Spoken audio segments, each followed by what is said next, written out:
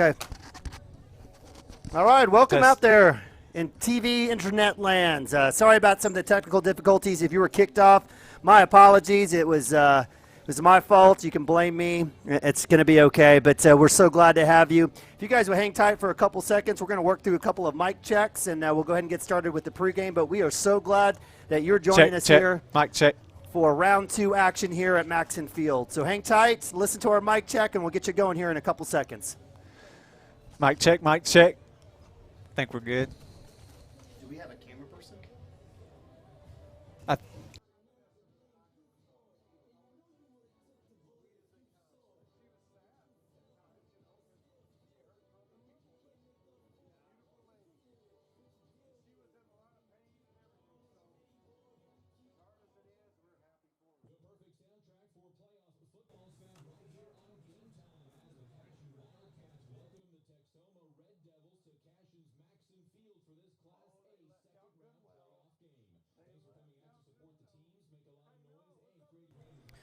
All right, so good evening and welcome to the playoff edition, right? Second round of Cashion High School Wildcat football here on CashionWildcats.tv, powered by Squirtle, Squirtle.com. I'm Neiman Abavi, and with my friend Chris Gibson, we are very excited to be broadcasting tonight here from, again, beautiful home field, Maxon Field here in beautiful Cashion, Oklahoma, as your 10-0, number 1 ranked, District A3 champs Cashion Wildcats take on the 9-2 Red Devils all the way down from Texhoma.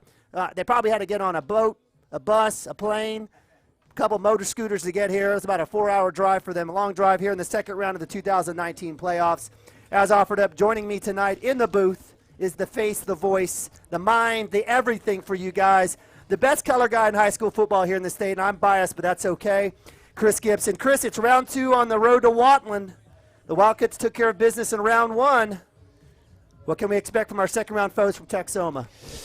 You know what? I watched a lot of film on Texhoma this week, and the thing about the Texhoma Red Devils is they're way up in the panhandle of Oklahoma, and a lot of time they can fly under the radar. Even when they have a good team, they don't get any love from the press. They don't get any love from the rankings. They're just a long ways up there.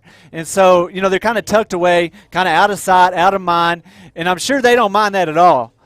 Being the underdog and having a chance to sneak up on a team like Cashion is exactly how Fairview came into Cashion and beat the Wildcats last year in the second round of the playoffs. And that's exactly how the Red Devils hope it plays out again this year. Let's talk about what Texhoma brings offensively and defensively. When we look at what they bring in offensively, they have a very well-coached team that will run the ball with some inside-outside zone blocking and very hard-to-tackle running backs. That always seemed to find 3 or 4 more extra yards even after he's hemmed up.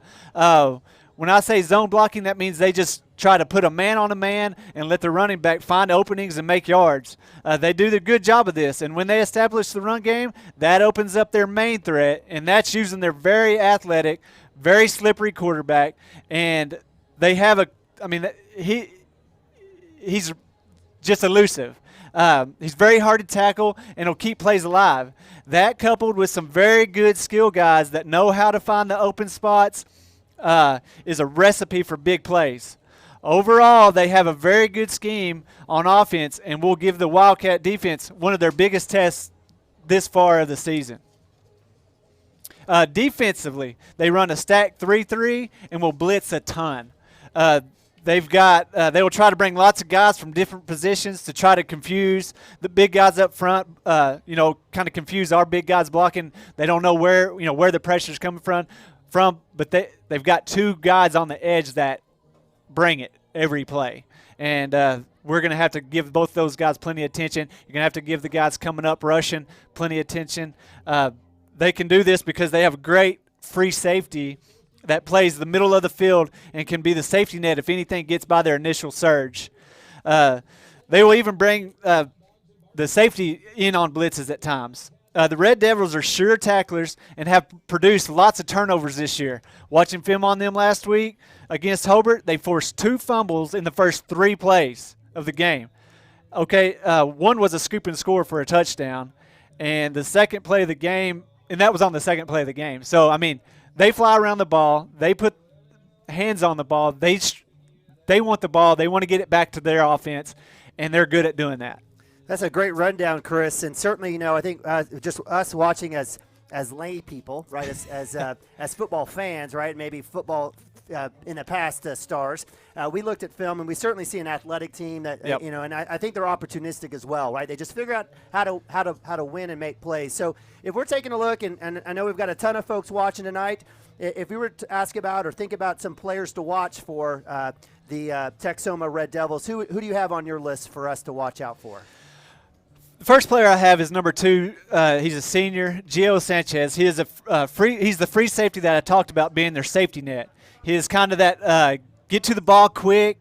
He'll make sure tackles. They will also use him in some of their blitzes, and overall he just flies to the ball. He's all over the place on defense. He's also he also plays wide receiver for him on offense. He will play the slot position and get a lot of underneath type passes. I talked about him having a good quarterback that can scramble and keep plays alive. Well, Gio is one of those guys that he will be looking for to find open spots, and he's very good at it. So he will be a big contributor on both sides of the ball tonight.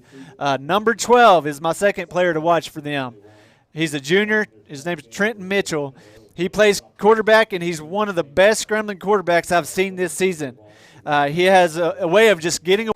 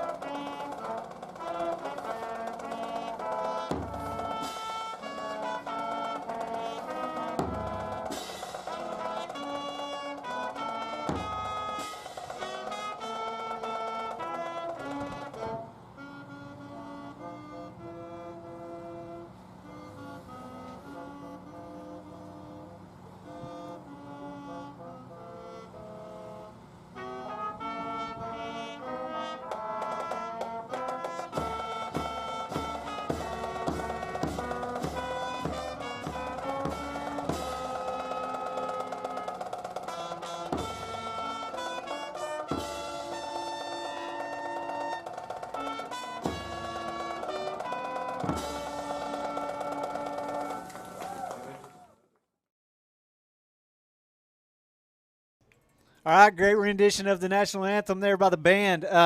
We'll get right back into talking about Trenton Mitchell, their quarterback for Texhoma. Watching film on this kid, he impressed me on how plays would look like a complete loss, and because he would, but then all of a sudden he would get away and make a play that resulted in big yardage or touchdowns. It's not just one or two plays like this a game for them, from the past games. It's almost like one or two plays a series. So it's going to be, essential keeping him wrapped up tonight. I'm not saying he's as good as Johnny Manziel, but he reminds me of that kind of play of, when he would always make something happen, even when it seemed like play was going nowhere. He's accurate throwing the ball, and he has a strong enough arm to deliver the ball wherever it needs to be. Keep an eye on this kid because you'll hear his name called a lot tonight. Yeah, absolutely. Great rundown, Chris. Really appreciate it. And I say it every week. You want to talk about breaking down film and tendencies and what to expect. My man Chris here is the best in the business, and we're definitely lucky to have him here. So certainly I hope you paid attention and took notes. So as we think about our Cashion Wildcats, I'll do a quick recap of the game, and we'll move forward here real quick. But they entered round 2 of the 2019 playoffs with a very convincing 45-0 victory over the visiting Rush Springs Redskins tonight. Tonight is certainly, actually in terms of offensive performance, it was another 40-plus point performance for the offense. I think it may have been 8 or 9 on the season. And unlike the last 2 games of the regular season, Coach Shackelford leaned on his sophomore quarterback Ben Harmon's arm to start and finish the game. In fact, there was a quote in a couple papers. He didn't even realize what had happened and transpired based on the number of throws that occurred. So it certainly was certainly a surprise, but certainly a nice change of pace, having seen Caden Harrell basically chew up yards and touchdowns over the last 3 games to see Ben Harmon get it going. So with 36 of the 58 offensive snaps going through the air, the Cashion offense was able to rack up over 376 yards and 6 touchdowns, averaging almost a first down per play, right around 8 to 9 yards. completing 22 passes to 5 different receivers with no interceptions. Harmon started early and maintained a barrage of deep, intermediate, and a lot of great screen passes to move the ball effectively. Leading pass catchers were junior Brexton Green with 7 catches for 105 and 3 touchdowns. He had a great night. And joining him with over 112 yards was sophomore Mason Manning. Mason Manning had those yards on 4 catches and also was able to bring in 2 scores. Junior Caden Harrell has been terrific all year running the ball. He also got in the act, finished with a 68 yards receiving, with 47 of that coming on a huge first-half screenplay for the first score of the game. But even with the game plan squarely settled around the passing side of the ball, senior T.J. Roberts was able to churn around 106 yards on 15 rushes and provide the game's only rushing TD to close out the Redskins, ending their season at 8-3. Well, as for this defense, what can you say, Chris? We've talked about it all year. They've definitely, from a statistic standpoint, from a historical standpoint, have been doing great things. Another dominating performance, leading to the team's 3rd shutout of the season. They held Rush Springs to only 114 yards on the ground. The defense was able to give the offense plenty of opportunities to score. Leading all tacklers on the night, a little bit of a surprise, but we've seen him all season. Senior defensive end Colton Ogletree turned out 11 tackles, did a great job off the edge. Right behind him was our Friday night superhero, Caden Harrell, the junior, was able to come in with 10 tackles. But we had a new face emerged for the defense last Friday night, and that was sophomore Nick Nabavi. All of a sudden you look up, the kid comes in, had 10 tackles himself, tied for second in his first double-digit tackle night of his short career. All in all, it was a very workmanlike attitude, approach, and performance for Coach Tony Wood's bunch, and they basically returned exactly what they've done all year. So with the win, Cashion Wildcats did move to 10-0. They're one step closer to their ultimate goals. So, Chris, what are the keys for Cashion tonight as they try to defeat the Red Devils to get to that 3rd round, that elusive 3rd round that's been tough for them over the last 3 years? Yeah, no doubt. Elusive, that's for sure. The keys for Cashion's success tonight, offensively, the key will be to establish a good run game, figure out their blitzes, and get a man on guys rushing in. If the Wildcats can make them focus on stopping the run, this will open up our skill guys on the edge to make big chunk yardage in place. Establishing a good run game will also keep the Red Devils defense guessing, and the Wildcats should be able to strike quick and often. Also, watch for the offense to take advantage of their blitzes by sneaking in some draw plays, maybe some screen plays to the running backs. We've been successful with these plays the past few weeks, and I don't see why Shaq wouldn't go back to the well on these during this game. I also may have heard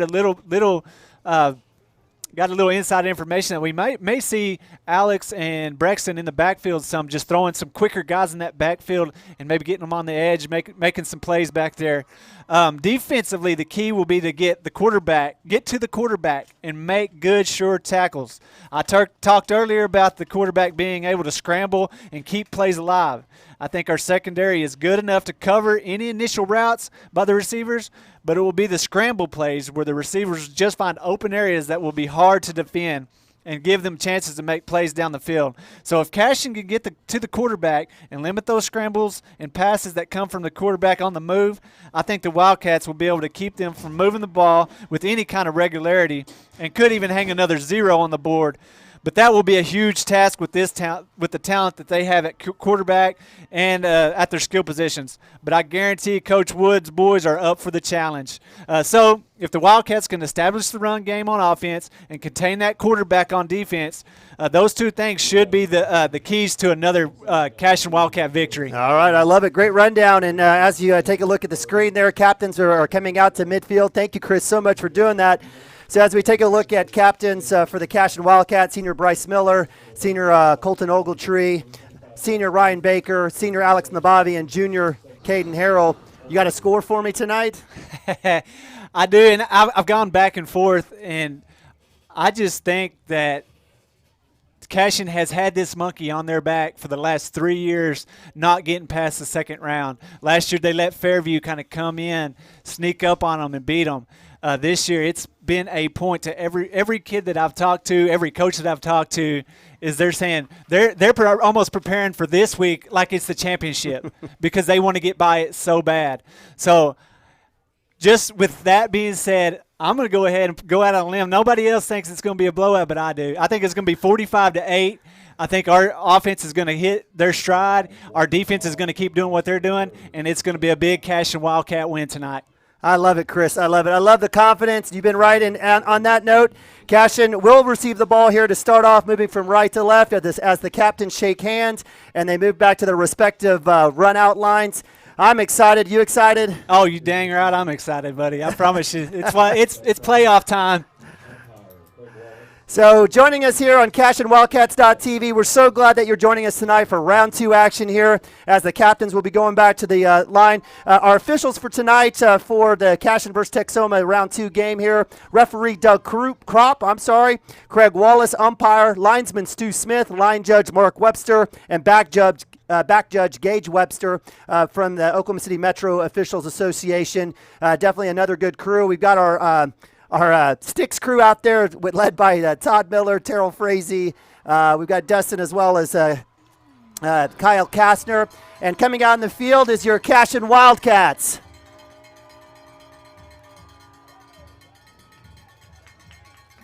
So, partner, it's cold. Not for us, but it's cold. You think the weather will be an issue for the players and the teams tonight? You know what? I think these boys, the wind's not blowing. It's not raining. It's, it may be 32, 30, between 35 and 40 degrees, but I guarantee those boys are going to get warmed up. When the pads start popping, the cold is not going to matter to them. They're going to be ready to play, and I don't think it's going to affect the play tonight at all. All right, fantastic. So with 30 seconds winding down here, we have our Cashion home Wildcats in their white helmets. They have a new logo on there. I love that. I think I'm going to try to steal one of those and put it on my car if I can no find doubt. one. White helmets. They've got their gold tops with maroon numerals outlined in white. They're going with the black pants tonight to kind of get a mix there, a new look. Again, we've talked about Shaq's 5,000 uniform combinations. For the visiting Texhoma Red Devils, they'll be wearing white helmets, white tops, with red numerals outlined in looks like a gold, look like a Pittsburgh State kind of look there, Iowa State look, red pants, and looks like red shoes. Kicking off for the Red Devils, looks like it will be number 2, the senior Gio Sanchez, also as a wide receiver. He's certainly very active in terms of film. Back deep for the Cashion Wildcats. Back deep is our speedster, Sam Brown, number 2. To his right is junior Brexton Green, number 10. Brexton's family member, Turner Kuhn, is back in South Korea watching, so welcome online, Turner. And then to the left of Sam is senior Alex Nababi, number 13. We already have a flag. Is that a flag or is that the T? Looks like it's a T. I was going to say, if it's already a flag, it's going to be a long night. Actually, it looks like we have number 61 coming out to kick for the Red Devils. That's Gabriel Medina, senior offensive line. Looks like he's going to use a little bit of that hind end to maybe toe punch that ball down there. Look like he'll probably have a high return. We'll see what happens.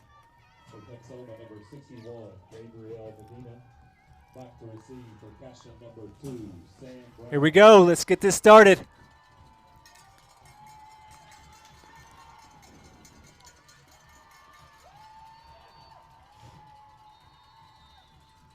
Kick is up, down the middle. Looks like Sam Brown will have a chance. Return around the 24-yard line. Looking for a crease up the middle. Patient looks for a hole. Brought down right around the 44-yard line where the Cashion Wildcats will take over. First down and 10 here to start of second-round football here at Maxson Field. Hey, good solid return up to that 44, and let's see what our offense does tonight. I was watching them warm up. Ben looked good. He was putting it on the money. Boys look like they're focused, ready to go. So in shotgun formation, we've got Ace up top, Alex Nababi, below Brexton Green, double tight end set, Nick Nababi, Kyler George, Ben Harmon in shotgun. To the right, Caden Harrell, handoff up the middle, looking for a hole, makes one person move, another break, keeps his feet, has a chance. Look at the boy carrying Red Devils all the way, still moving, all the way to the Red Devils 40-yard line. Great run, individual effort there for Cashion Wildcats' first down of the game. Yeah, just a strong run by Caden right there. Almost just set the tone right there. We're saying, hey, we're physical. Y'all don't realize it, but we can run the ball, and you're going to have to bring him more than that to get him down. Shotgun snap. Hand off to Caden Harrell, same play, right up the middle, looking for a hole, has a roll, has a crease, great block, cuts it back, all the way across looks like the 29-yard line, very close to another first down. It will be another first down for the Cashion Wildcats. 2 plays, 2 first downs inside the 29-yard line. Yeah, another just strong run. I mean, it's like Coach Shaq just wants to come out and say, hey, let's let's set the tone early with our physicality and run the ball. Watch for maybe a play action, kind of get them sucked up and go deep right here. But he may just go down the field the whole way down the field just saying, hey, let's hand off the ball and just, force our will on them this first drive. Motion Alex and Bobby from left to right. It'll be twins up top, double tight end sent, power right look. Caden Harrell, keeper by Ben Harmon up the middle, finds a hole. We do have a flag on the play. It looks like if the play stands, will be about a 7-8 yard carry for Ben Harmon, but it might most likely come back on a hold there right around the 29-yard line. Yeah, it looked like one of the boys. I mean, that's going to happen tonight with as much blitzing and stuff as they do. Is when a kid shoots a gap, it's hard sometimes not to reach out and grab a kid that's going by you. And I think that's kind of what happened on that play there. So with the spot and the mark off, it'll bring it back to about the 39-yard line of the Redskins. We'll bring up first down and about 20 here where Cashion will take over. They stay in the double tight end set. Ace up top, down below, Caden Harrell to the right of Ben Harmon. Snap, give to Caden Harrell. Up the middle, looks for a hole. This time he's brought down for a short gain of about 2 or 3 yards to the, looks like the 36-yard line of the Red Devils. Yeah, just another run there. And like I said, I think Shaq's just kind of wanting to establish his physicality. Now that we're behind in the sticks a little bit, look for changing something up. They brought TJ in. We may see a pass play or a screen or something here. So we've got shotgun. TJ Roberts coming in for Caden Harrell. Trips up top, ace down below. Shotgun snap. Ben Harmon looking to pass. Looks like it's going to be a screen. Oh, my goodness. TJ Roberts was there, went through his hands for the incompletion. We'll bring it down third down and long here with 10:07 left in the first quarter. So that's what I'm talking about, right there of when they're bringing the pressure and bringing the blitzes like that. That's something we can let that front line get past us and drop it over. They did a good job of tipping the ball, and it kind of shot off of TJ's hands there. Pistol formation, third down and long. Almost drew them off sides. Ben Harmon looking to get the next play. Kyler George in at tight end set on the left side. So we do have, in essence, an unbalanced line on the left. Just going to call timeout. Timeout, Cashion here. So with that, with 10:07 left, third down and 17 from the 36 of the Redskins, Cashion will take their first timeout of the game. All right, so a little bit of a mix of positives. We find the Cashion Wildcats again behind on long double sticks to start a drive. What are your thoughts so far? Well, I mean, we've controlled everything that we want to control other than that penalty, right? So I'm not worried. We've been here before. We can take advantage of their over aggressiveness here. Let's see what Coach Shaq draws up. He knows that's what they're bringing almost every other play. I'm sure he has a lot to go to in the playbook tonight. And we have 2 downs. They'll go for it on 4th down. So we have 2 downs to get this first down. Maybe get half of it here or not. But Cashion will go back out. Kyler George in at tight end. Ace down below. Alex Nabavi up top. We've got Green, Mason Manning, and Sam Brown, or actually Austin Vandruff. Snap, empty backfield. Looking to pass. Plenty of time. Coming back to Alex Nabavi with the catch. Oh, says out of he's bounds. Out of bounds. It would have been for about maybe 5 yards. Would have maybe gotten us back to the original line of scrimmage. Ben had plenty of time on that particular play. Yeah, he had all day long, but they didn't. Well, I guess we are going to punt here. Looks like, but they didn't bring the blitzes. They kind of dropped everybody back into coverage right there, and just had everybody covered. Ben made a good solid throw, just a little too far outside, and Alex couldn't keep his feet in. So back to punt will be Brexton Green from Redskins 45. Deep is number 6, Kyler Quintana. It hits a player. They do catch it. They do return it. Brexton Green with the tackle. Looks like right around the 44-yard line of the Redskins. A very fortuitous play for the Redskins with the block and the catch and the return, where they will be setting up first down and 10 with 9:52 left here in the first quarter. Yeah, just happens. Bad punt. Give them the ball in pretty good field position. Almost wish we'd have just gone for it right there, Absolutely. But almost, pretty much. But go ahead. No, please. All right, in shotgun formation, we do have number 12, Trent Mitchell, junior quarterback. Joining him in the backfield is Tryon Grice, another junior running back. In motion, number 6, Kyler Quintana. It's going to be a handoff up the middle. Bryce Miller, we have several running backs there. It is a nice little gain up the middle for about 4 or 5 yards on first down to number 3, Tryon Grice.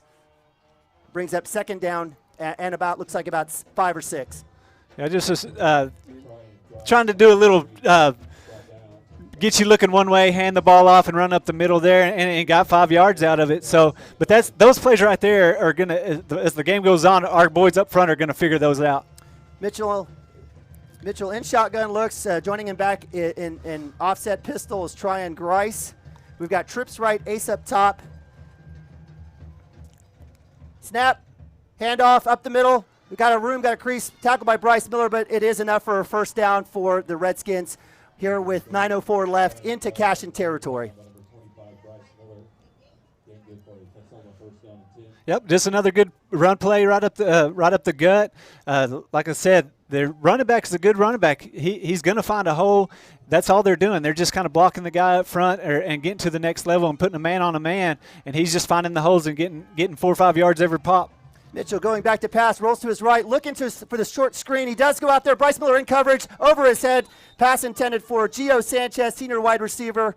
Great coverage there by Bryce Miller out there in the flats with Mitchell rolling out to his right. It will be 2nd down and 10 with 8:36 left. Yep, just a straight sprint out right there. You know, they didn't even have drop him back in the pocket. They just had a straight sprint out. Our guys did a great job in coverage and didn't really have anywhere for him to go other than where he went. And we were close enough there, it kind of threw him off, and he wasn't accurate on the throw. So with that, it's 2nd down and 10. We have joining. It is Tryon Grice to the right. We have motion 6 coming in motion, and it looks like we will have movement, false start, or legal motion, whatever you want to call it, my friend. It will be a 2nd down and 15 here off the mark-off. So as referee Doug Kropp calls it out, it will remain 2nd down here, 2nd and 15, right back into Redskin territory on the Redskin 49. Redskin. You mean Red Oh, Devil? my Red Devil. A lot of red. We had Redskins last week. No, it's been a mess. Thank you, partner. All right, looks like empty backfield for Mitchell.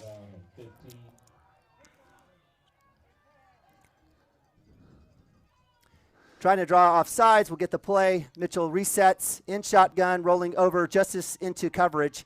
Snap, screenplay. It's a pop. It's a fake. It's a keep. Caden Harrell in pursuit. Looks like Gavin Fippen is able to push him out, but it is for a first down. Mitchell there on the scamper to the left on looks like what was a call draw all the way out to the Cashion 34-yard line. Yep, just a good draw, and that's what I'm talking about.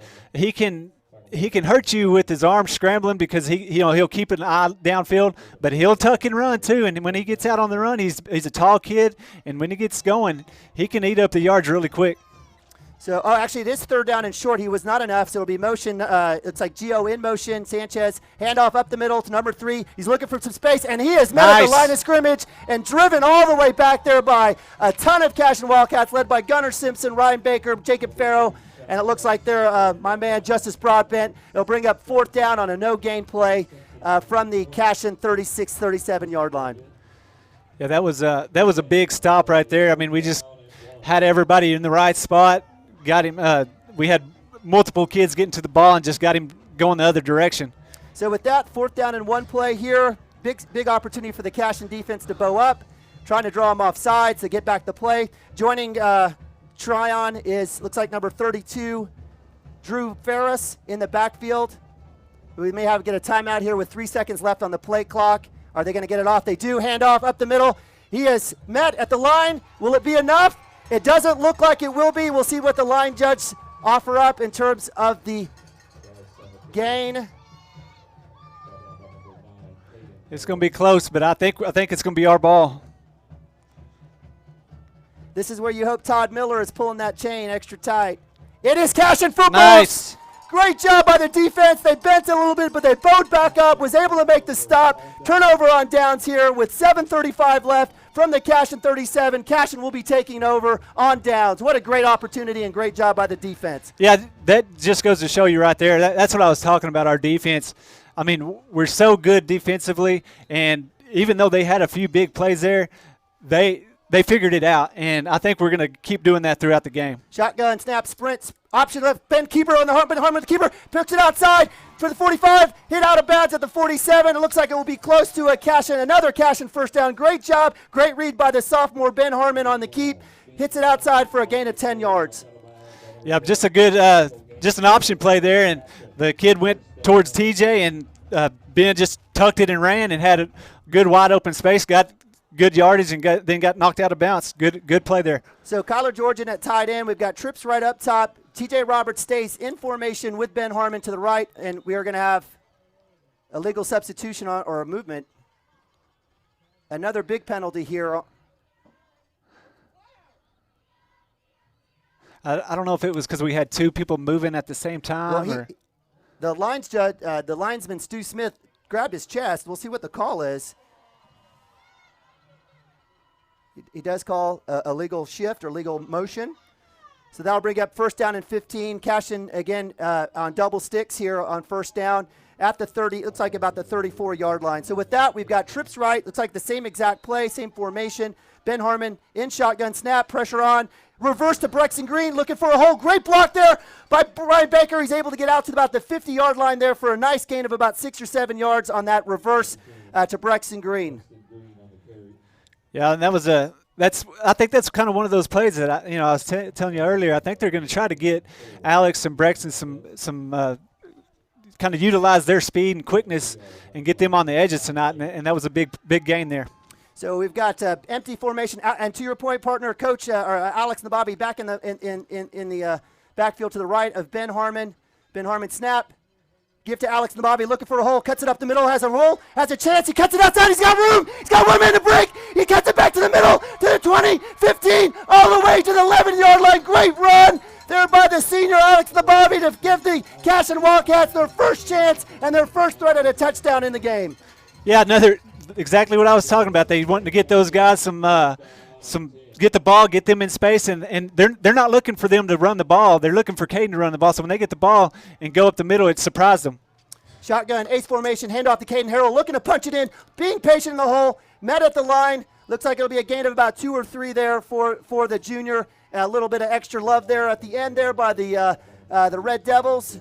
We do have a formation change. Bryce Miller coming out, Austin Vandruff coming in. Yeah, just a run up the middle, and they did a good job of stuffing the holes right there. I mean, you can't do nothing. You got to give it up to them that they made a good play on defense. Empty backfield. Brexton Green back in motion back and to the right of Ben Harmon. Looks like somebody needs to step up. It is Austin Vandruff.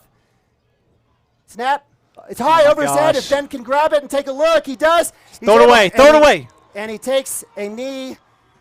I was hoping he would throw it away as well. He was in the pocket, and there's a flag. I'm not sure what's going on there. Did you see what happened there, partner? No, I did not, unless they hit him after he was down and the kid came in and kind of tapped him. I don't know. That would be a break for the Cashion Wildcats if that is a personal foul, roughing the passer. Unsportsmanlike. It is unsportsmanlike by the Red Devils, being devilish themselves there. So with the bad snap, and Colton Southall has been pretty terrific all season. He really has, and even Joey Wilson in sub for Colton at times. That does happen every once in a while, but with the mark-off, it looks like it stay second down. I'm not sure if it was after the play. Yeah, it was after the play. I think So it'll stay third down. Yeah, so it will be with the mark-off. It will be about third and about 12 or 13, right around, looks like the right around the 12 or 13-yard line. So empty backfield. We've got Twins down below. Actually, we've got, in essence, Trips below. Trips to the left. Alex Nababi, ace up top. Ben Harmon motions Alex Nababi into the backfield. Snap. Option left. Ben Harmon keeps it. Looks for he's got a hole. Got a chance. Takes it on a couple of hitters. Moves the pile forward. Looks like a nice healthy gain of about 6 or 7, which will bring up a fourth and manageable right around the 9-yard line. No decision here, right? Yeah, we're going for it here. I don't think we're going to try to kick a field goal or punt. But, hey, look for a pass to one of the corners of the end zone here. Ben I was watching him in pregame, and he was laying it in perfect. So just watch for something on the edge or in the corner of one of the end zones. Well, they certainly have it doubled up on the A side. We do have Trips up top, upright. Caden Harrell to the left of Ben Harmon on fourth down. Snap, looking to his left. Ben looking to got tipped. Did it get tipped? Got short-armed, incomplete. It looked like the intended receiver was Alex Nababi coming back to the middle on maybe a Z out or some sort of post. And so with that, we have another turnover on downs for Cashion Wildcats there, and it'll bring up first down and 10 with 4:52 left here in the first quarter. where the Red Devils will be taking over right around the 7-yard line. Yeah, just 2 big plays on that. Was the big long run by Alex to get us down there, and then the bad snap just put us in a hole we couldn't get out of. So the Red Devils showing trips left up top. Mitchell snap, fake, going screen across. It has a chance. Pick it! Out! Oh. Sam Brown with the chance. Is it a backwards pass? It is a backwards pass. They never blew it dead, and I guess it was. And so forward progress, if we would have jumped on that ball, that would have been Cashion ball. But the Redskins being fortuitous, the Red Devils being fortuitous, Texhoma able to land on the ball. Forward progress stops right around maybe the 1 or 2 yard line, which will bring up 2nd down and long. Loss of 4 yards on the play. 2nd down and 14. Thank you, Mr. Tishner, over there next door to us. Mitchell, it looks like somewhat of an empty backfield. Snap. Looking to pass across the middle. He's got a player. Brexton Green with a break up. Nice coverage there by Brexton Green. Read it perfectly. Intended receiver. Looks like it was the running back, number 3, Tryon Grice, out of the backfield. We'll bring up 3rd down and 14 here from the 4-yard line with 4:09 left. Yeah, like I was talking about, we have good enough athletes to cover those guys off that initial, their initial route. And right there, it just showed you Brexton was in perfect position and made a good play. Trips right. Mitchell Rose. It's going to be a delayed draw, handoff, sprint draw. It is covered up by Jacob Farrow. Great read, great coverage. It will bring up 4th down on a minimal gain all the way out. Looks like he was able to get it out to maybe about the 5-yard line. And I'll bring up 4th down and double sticks here with 3:55 left. And the punt team for Texhoma comes out on the field for a nice stop there by the Cashion defense. 3 and out. Yeah, both teams, they've kind of they didn't really have anything going on that play just because, first play they kind of put themselves in a bad position. Cashion, we've got some things going a few times. We just can't capitalize, and I think this right here is a big drive to do that. Isaac Word kicking for the Red Devils. He will. Alex Nababi back deep, has a chance to return. We'll let it go. We'll play safe. Brexton Green will get out of the way, and it looks like it will roll all the way to looks like the Red Devil 49. So they were able to get out of that hole. Sure wish that Alex Nababi maybe would have had a little confidence to come up and catch that, but maybe he had the Peter call on that one. So Cashion will be taking over 1st down and 10, which may be their best field position of the game, maybe possibly around the 49-yard line with 3:16 left here, still in the first quarter. Cashion 0, Texhoma 0. All right, this drive, I guarantee you, Shaq's like, just execute the plays and we will go down there and score. Shotgun snap, handoff to T.J. Roberts up the middle. With the blitz there, he's able to move it forward about 2 or 3 yards. It looks like tackle by number 3, Tryon Grice there, the junior outside linebacker. T.J. Roberts on the carry, brought down by number 3, Tryon Grice. Gain of 2 on the play, 2nd down and 8. Cashion staying their base one tight end formation. Trips left. T.J. Roberts most likely to the right. Yes, he will go to the right of Ben Harmon, offset. Here on the short side of the field. Harmon snaps, keeps, fumble on the snap. Ben Harmon keeps it. Looks like we had a miscommunication there between TJ and Ben on who was supposed to get it. Ben's telling him which play. TJ says, I have this play. Which one is it? It doesn't matter. It is a loss of 2 or 3 to bring up 3rd down and long here from the 50-yard line. All right. Just like I said, we have to execute. If we're not we put the ball on the ground. That just takes away plays. Are they just amped up? Are they just too amped up maybe? Do they just need time to relax? Yeah, that and it's a big game, and give credit to the Red Devils. They've made some big stops. They've been in some good places. But yeah, if we just settle down and execute, I think we'll. That first drive we were just pushing it down the field. We just calm down and make some plays, and we'll be fine. Ben Harmon back. There's a definitely. Oh my goodness.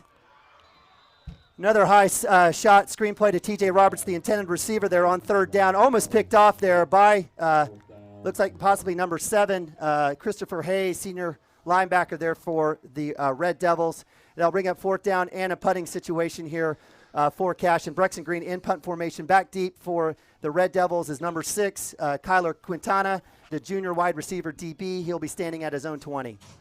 Well, we had a 4 and out. They came in and got a 4 and out, and watch this punt here, and wow, great punt. Huge punt by Brexton Green.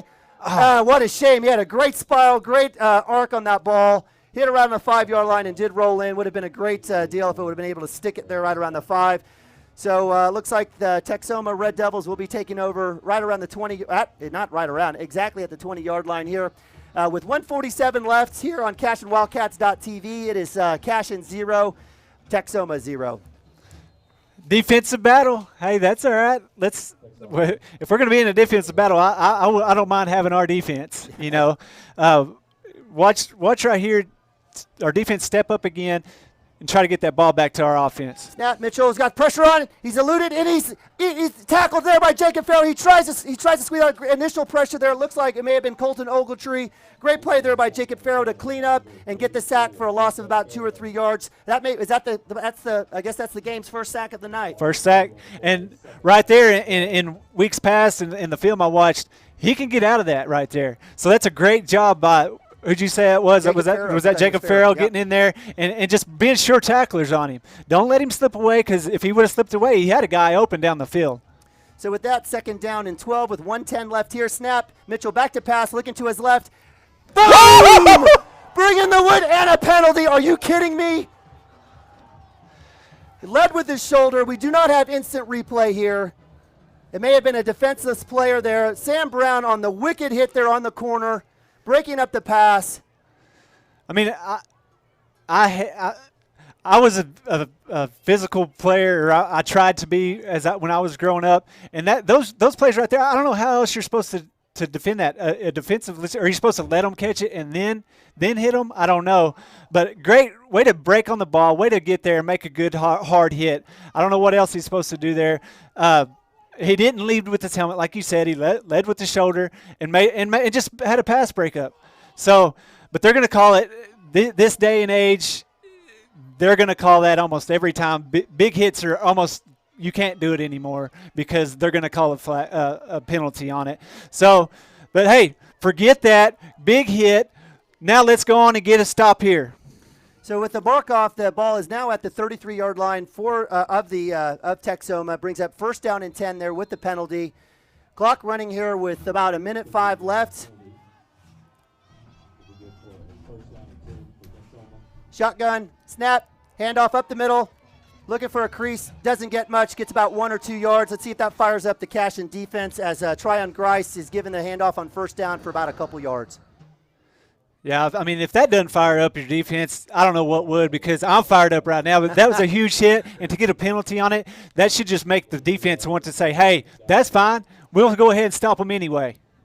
So with that, we've got 2nd down and 8 from the 35. 39 seconds left. Clock running here in the first quarter. 0-0 Texhoma Cashion.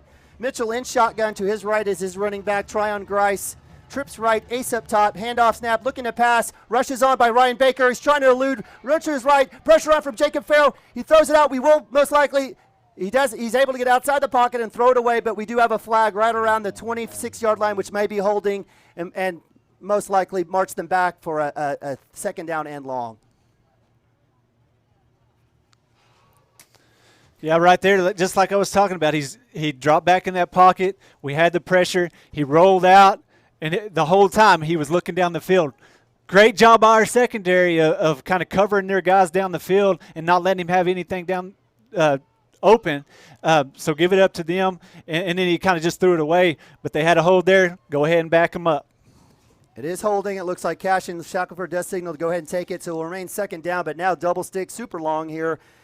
So, yeah, great point there on the great coverage there by the defense, on the defensive backs. Great pressure up front with the 3-4-man rush there that we had. Looked like it was Ryan Baker on the initial pursuit, Jacob Farrell on the chase down.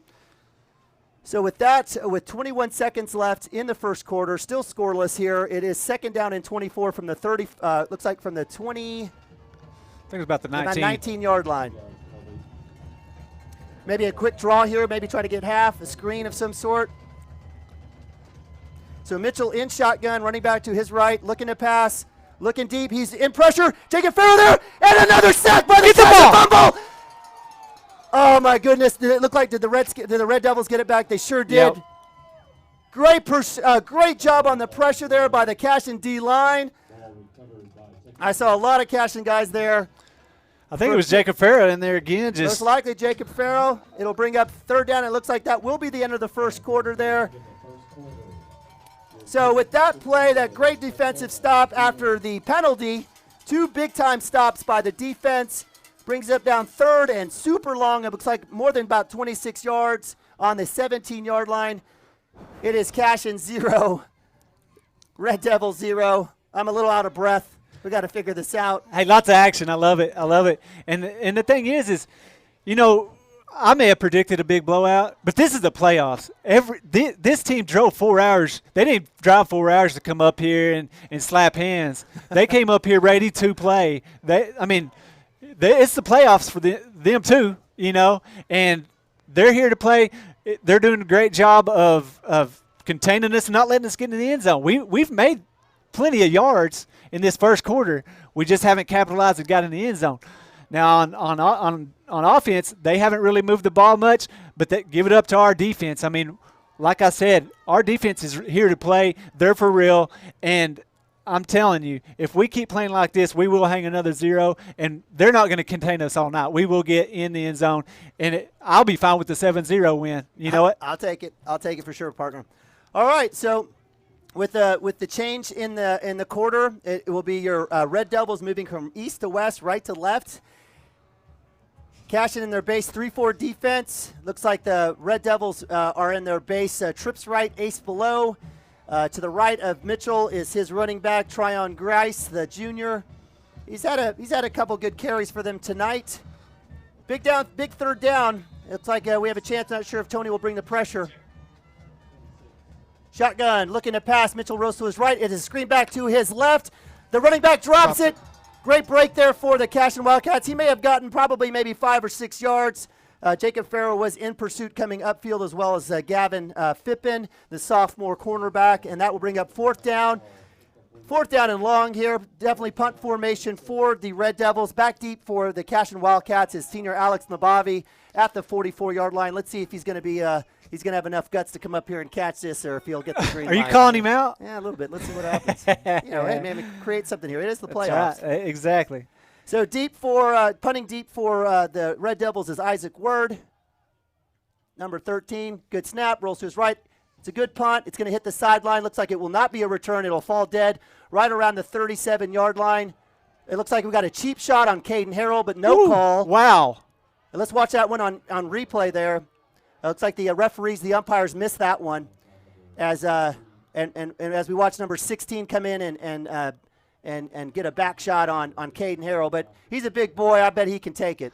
Yeah, if I was the kid that did the late hit right there, I mean, you got to really think about, you could hurt a kid, and then who are you hitting right there? Exactly. You're hitting the biggest, strongest dude on the field. Yeah, maybe some poor choices. Maybe that'll fire up Caden Harrell here. But Cashion will show a double running back set. TJ Roberts in formation with Caden Harrell in shotgun starting from the 37. We were in the second quarter with 11:47 left. Twins down below, ace up top. Harmon snap, give to TJ Roberts. He cuts out to his right, squeaks across. It looks like a nice little gain there, about 4 or 5 yards across the 35-yard line, deeper into Red Devil territory. He'll bring up second down. Hey, I went back and watched that replay, and the kid kind of got blocked in to Caden. So, hey, I caught the end of it, and I think Nima did too. So I'll go ahead and say, hey, that was my bad. It wasn't as a cheap shot or late hit as we thought. So the kid's a lot smarter than we thought. Exactly. Shotgun motion. Looks like a screen to TJ Roberts to the right. If he can get a block, he does get a block. He's up the sideline to the 25. It is fumbled. No. And it does look like, was he down? Redskins will recover on the fumble by TJ Roberts. Another miscue by the Cashion Wildcats on offense. Turnover there. Right around, looks like the 20 to 21, 22-yard line. TJ had a great catch, great run down the sideline. Coach Shack is looking for him. TJ may be trying to hide. So with that, Cashion will turn it over. The Red Devils will take over here with first down with 11:09 here from their own 21-yard line. Yeah, and that's exactly what I mentioned in the pregame is their defense, they're active at knocking the ball out, and that just goes to show right there. That's exactly what they did. Cashion showing blitz. We'll have to come back out of it as the Red Devils go into a Meerkat. Mitchell in shotgun, rolls to his right, keeps the ball. Colton Ogletree with the snag, and the cleanup there by Bryce Miller and a bunch of Cashion Wildcats after a short gain. The whistle was blown, but number 12 Mitchell's definitely going to feel that through the course of the game. Yeah, and right there, that's in other games that he's been able to slip by that. Colton just snagged him just enough and gave enough time to the other guys that were pursuing the football, and they all met him at the same time, and he was going nowhere. So with that, it is second down in at about 7 from the 24. 10:37 left here. Second down and long. Mitchell grabbing his hands. Looks like it was a tough little hit there as he went down on that short gain. Joining Mitchell is his running back mate, Tryon Grice, the junior. We've got twins up top, twins below. Mitchell in shotgun. Cashion showing blitz, snap, looking to pass. Pressure is on. And he rolls out to his right. He has a chance in coverage there. Jacob Farrow just grabs him and able just enough to slow him down, to bring him down, short of the first down. Great individual player there by Jacob Farrow in open field to bring down Mitchell after about a gain of about 4 or 5 yards to bring up third down and about 1 or 2 here. Oh, no, actually a little bit shorter than that. Looks like about third down and 3 there from about the 29-yard line. Yeah, just a great open field shoelace tackle. I mean, it don't matter what it looks like as long as he went down right. And good job by him just to kind of shadow that quarterback. And that may be his job tonight, just watching him and don't let him get big plays.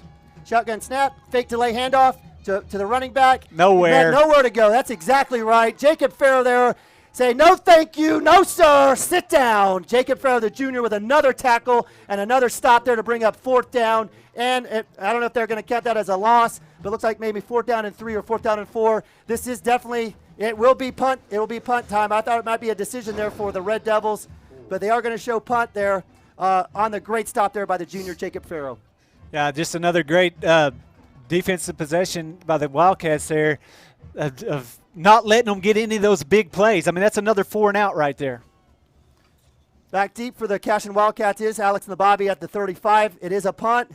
It will be long. I think Nababi will have a chance to return this. He's going to scoop it. He's going to let it go. The additional roll.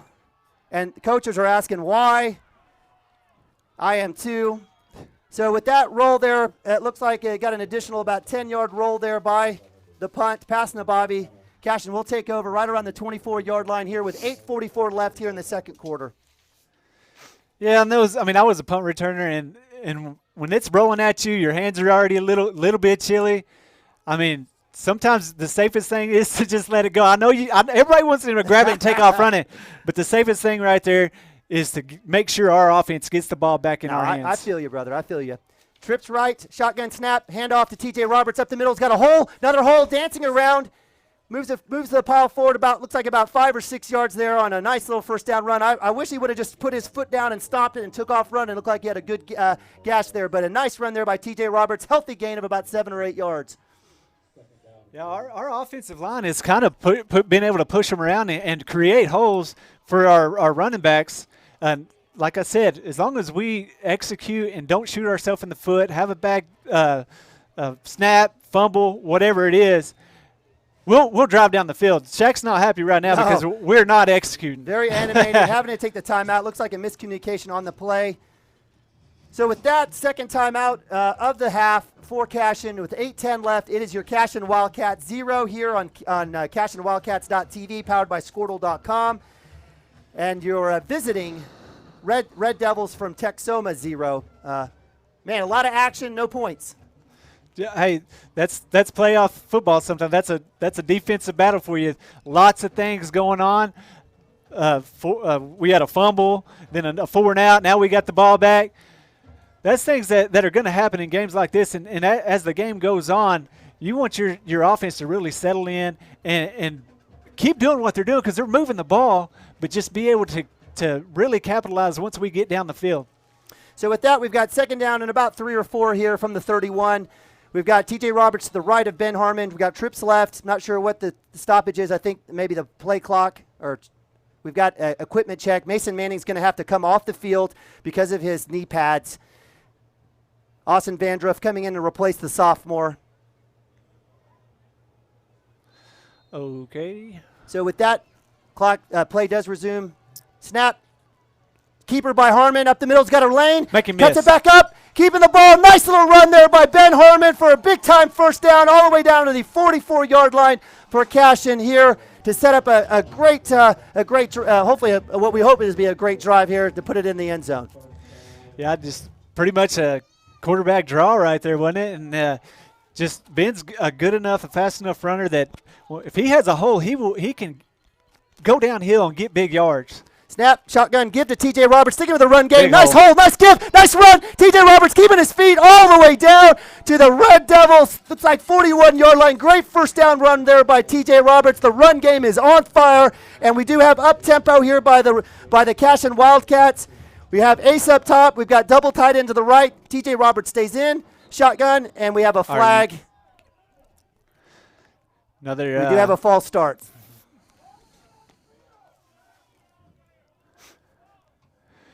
And that's the thing. We get to rolling. We don't want to have those things. I mean, we tried to kind of go up tempo, we jump off sides, throw a flag, slow everything down, and back us up. So even though if we go up tempo, they got to really stay focused even more and execute even better when they go up tempo. So with the mark off, it is first down and 15, back around the 47-yard line. Shotgun formation. Ben Harmon right to him is T.J. Roberts. Snap, give to T.J., looking for a hole, and he's met right at the line of scrimmage for about a short gain of 1 as T.J. Roberts falls across to the 46-yard line. Will bring up second down and long. Yeah, the Red Devils right there. I mean, they just made a good play, came up and made a good tackle on T.J., and T.J. went down, only got a yard out of the thing. Our offensive line, those first three runs there in this drive, I mean, they're just blowing the guys. There's huge holes. Ben Harmon in snap, shotgun handoff to Caden Harrell, cuts back to his left, up the middle, keeping his feet moving, falls forward to about the 39-yard line. Will bring up down, and we do have a flag. I'm not sure if it's going to be extracurricular on Cashion or on the Red Devils. We'll see here in a second. A lot of flags here, partner, in this game. Where he's putting it, it looks like he's trying to, say maybe on the tackle, a face mask or something like that. It looks like it will be against the Red Devils as they start to walk back. So with that mark off, it'll probably be enough for a first down for Cashion. So that false start is negated. Big time penalty. Let's see what we got here. Personal foul, face mask, good call, partner, on the Red Devils. So with that mark off there, it is Cashion ball. First down and 10 with 6:49 left here at around the 29-yard line. I wonder if we keep the run game going here. We do have double tight end set here. I mean, as big yardage as we're making every single play, when we execute, I don't know why we wouldn't go away. Why would we go away Shotgun from it? snap, Caden Harrell to his left, looking for a room. Bulls forward for, looks like a nice gain of about 5 yards. Staying patient, great patient running there by Caden. TJ been doing the same thing tonight, looking for the holes to form. Nice little gain there on first down. It brings up second down and 6 right around the 20-yard line. Yeah, but second down and 5 at the 20. Yeah, just another great run. I mean, great job by the guys up front, getting great blocks and giving big holes to our running backs. Snap, fake, looking through it, pass, looks like a double move. Brexton Green in the end zone. Touchdown, baby! Touchdown, Cashion Wildcats! Most likely a pass interference. Great job by the junior Brexton Green, coming off a 3-touchdown game in the first round with a huge grab on the fade in the corner to put Cashion on the board here in the second quarter. Wow! Great pass. I mean, like I said, I was watching Ben in pregame, and he was putting passes on the money. And that's exactly where it needed to be right there for Brexton to go up and get it. The kid tried to make a recovery and get his hands up, but Brexton went up, high-pointed the ball, came down with it in the end zone, touchdown Wildcats. We do have an injured player for the Red Devils. Texhoma player, looks like number 10, one of their big wide receivers and DBs, who was, number 13. It looks like Isaac Word, the senior wide receiver DB. We definitely had him earmarked as one of the players to watch for sure tonight. It looks like he's having difficulty walking. We do feel for the kid. We certainly do not want injuries in playoff time or at all ever. Heck no. I mean, that's the thing is it's fun watching our guys go against kids like that because they're great athletes, and you hate to see him. Hopefully he can get off to that side, maybe work that knee out and get back in the game because you definitely want to see him back in there. So Cashion will show up in their two-point conversion formation here. We will not be kicking the extra point. I know we've had a slew of kickers in and out working through. I know Actually, we've had 3 come through. It looks like we will stick with the 2-point conversion look. It looks like single tight end set, trips up top. Nabavi, Manning. Looks like Manning got his knee pads taken care of. Brexton Green in the slot. Caden Hill to the right of shotgun. Ben Harmon. We do have Kyler George in on the tight end on a power left look next to senior Brandon Collier. So with that, looks like number 13 was able to get to the sideline. We'll see our 2-point conversion. Harmon in, shotgun, snap. Give to Caden Harrell up the middle.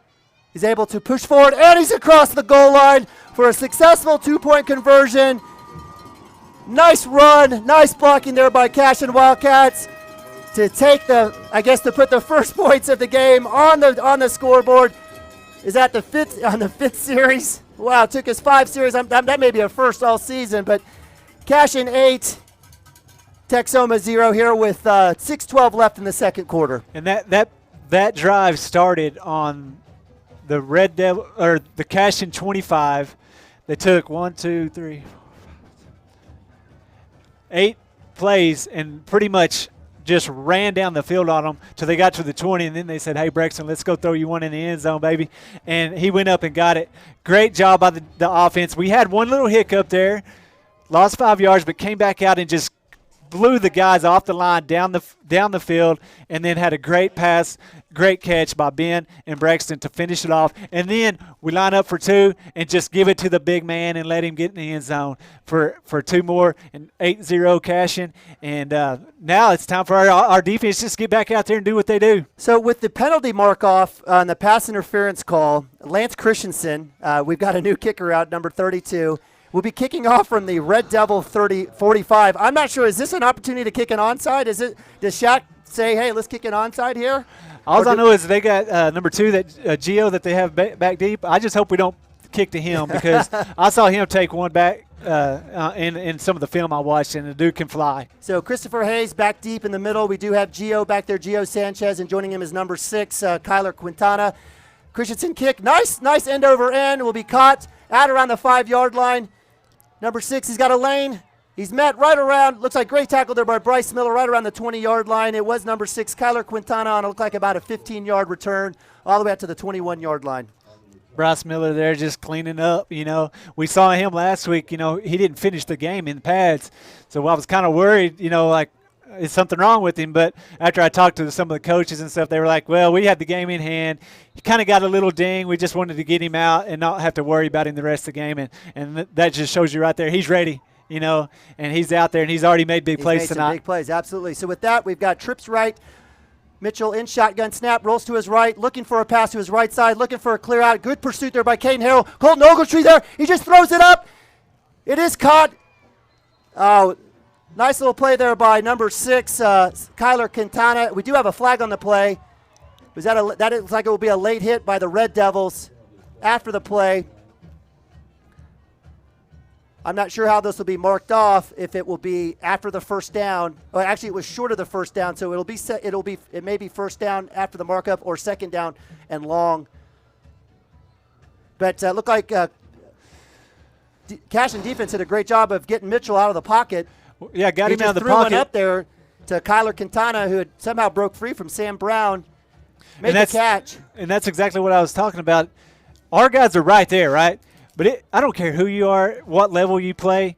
When a quarterback goes to scramble and they can look around for any period of time and those receivers can sneak around and find open spots, it's hard to cover that. And that's exactly what happened. The kid just kind of threw it up short. Well, their receiver's looking back. Our guy's trying to find the receiver, and he sees it. He just goes up and catches it and makes a play. So we're fortunate that there was a penalty there. So that will bring up second down and 15 here with about 5:50 left. Snap, roll, reverse. Looks like a delayed draw, inside draw. Met there by the line for a short gain. Ton of folks. Caden Harrell, Justice Broadbent, Colton Ogletree there for the tackle on the carry by Tryon Grice there. Looked like for about a couple yards. Brings up down third down and long. Right around looks like the 15 or 16. No, looks like about the 19-yard line. So Mitchell back in formation, in shotgun formation. To his right is his running back. Standard formation for the Red Devils. Twins up top and below. Cashion showing, looks like zone coverage. Snap, Mitchell looking back, looking to his left, rolls to his right, looking to move. Caden Harrell in pursuit. Got him. And he throws him down. Is that going to be intentional grounding? That's got to be intentional. It didn't get back to the line of or is scrimmage. that going to be a sack there? It's either one or the other.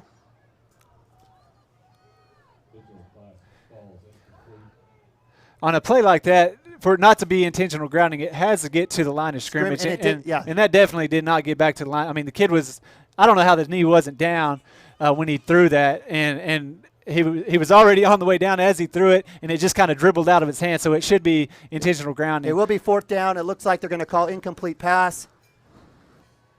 So with that, another great stop there by the Cashion defense. Been bothering Mitchell all night long, making him move left and right.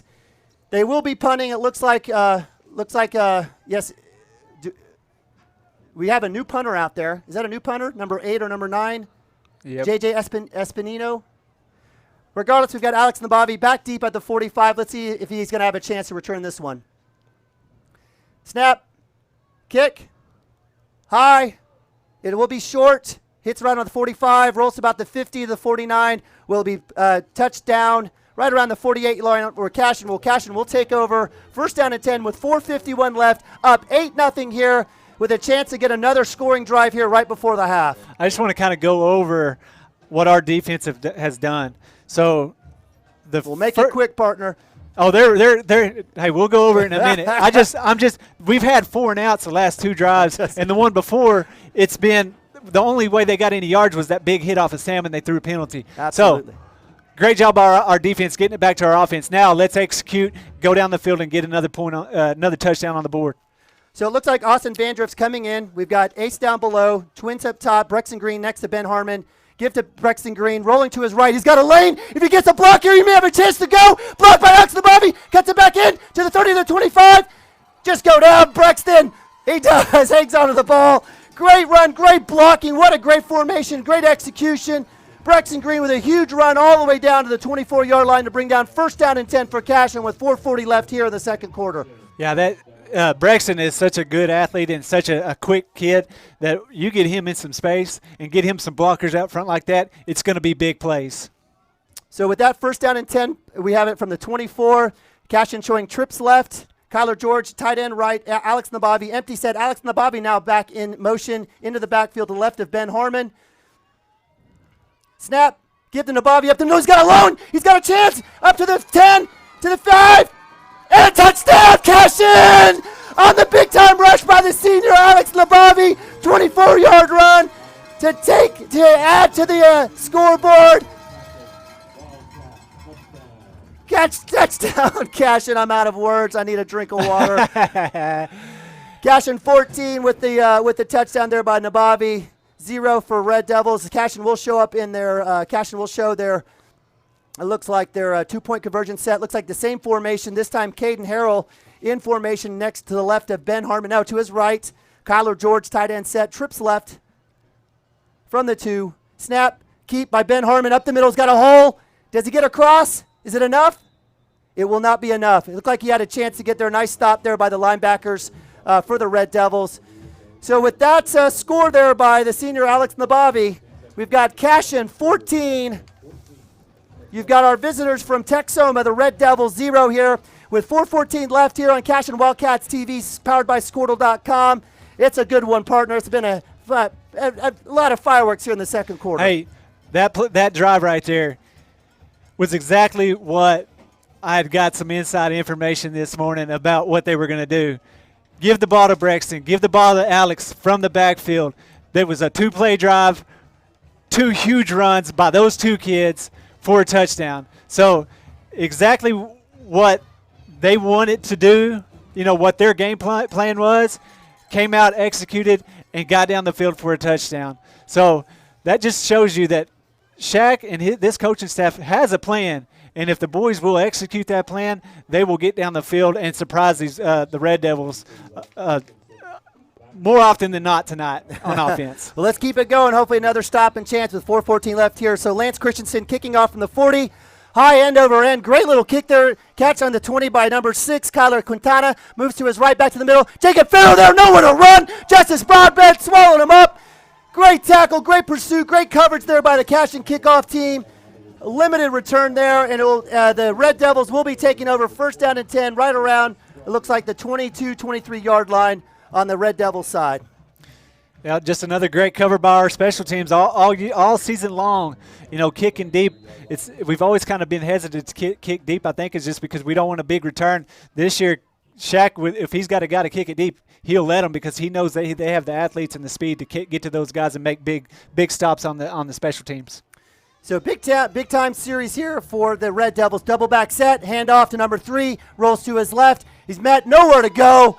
Cashion defense in standard traditional form. Gunnar Simpson pumped up with the tackle. Great job there. Looked like Colton Ogletree there, or Jacob Farrell on pursuit. For no gain to bring up 2nd down and 10 with 3:51 left. Cashion having 1 timeout left. They might have a chance to use one here if they're able to get another stop.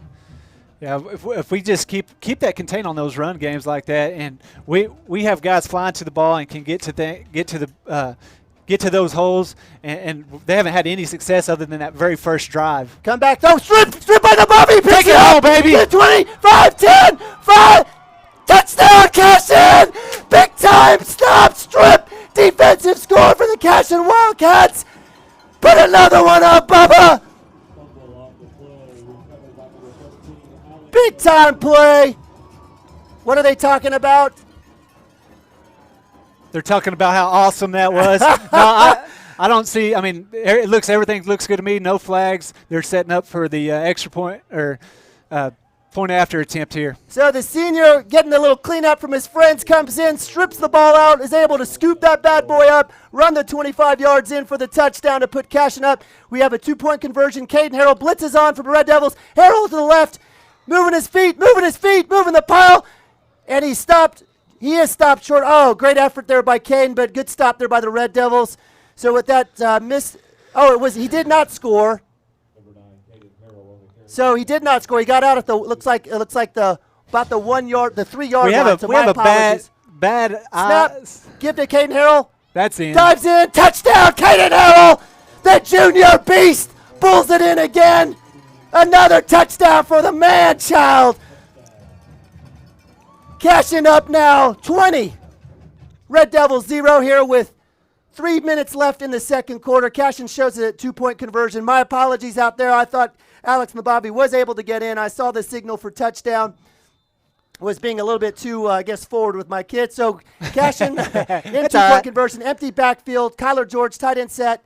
Snap. Oh, we do have a flag. Yes, we do. So Ben Harmon was able to draw the Red Devil D-end offsides. That will move the ball literally about, 14 inches, 12 inches, I don't know. Cashion stays in the same formation, empty backfield, ace below Alex Nababi, trips up top, up left, Brexton Green Manning. Keeper by Ben Harmon. He's trying to get it fumbled. He fumbles the ball. When it hits the ground, I think it's dead on the extra point, isn't it? So. All right. That's right. Thank you, partner. I think. So 2-point conversion, no good. Cashion not able to capitalize on 2 straight 2-point conversions. But with that amazing turn of events, great defensive play, punched in by Ben Harmon there Caden Harrell to punch it in there. It is your Cashion Wildcats 20, your Texhoma Red Devils 0 here on CashionWildcats.tv, powered by Squirtle.com. 3 minutes left.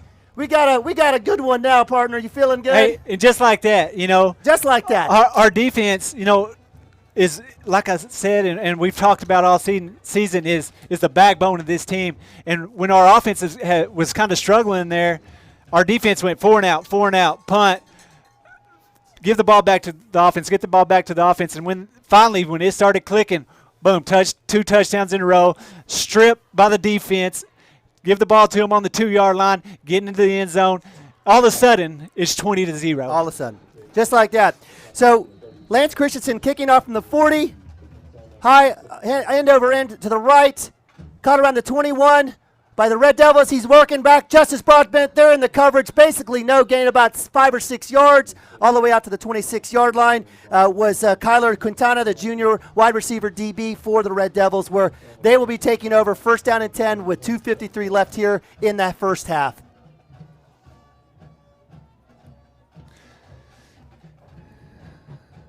Yeah, like I was talking about, this defense they just smother people, and in the run game, the teams can't get a run game going. So that then they have to try to pass, and when they know they're passing, our guys can get to that quarterback.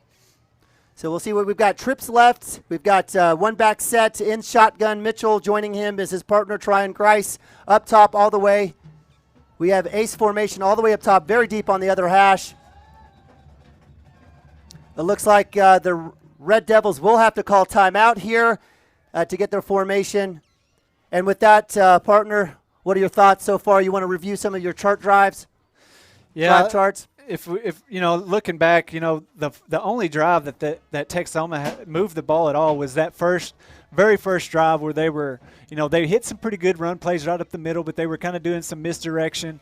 And I think I said, give our boys up front some chances to kind of see that and see what they're doing and see how they're blocking, and they'll fix that.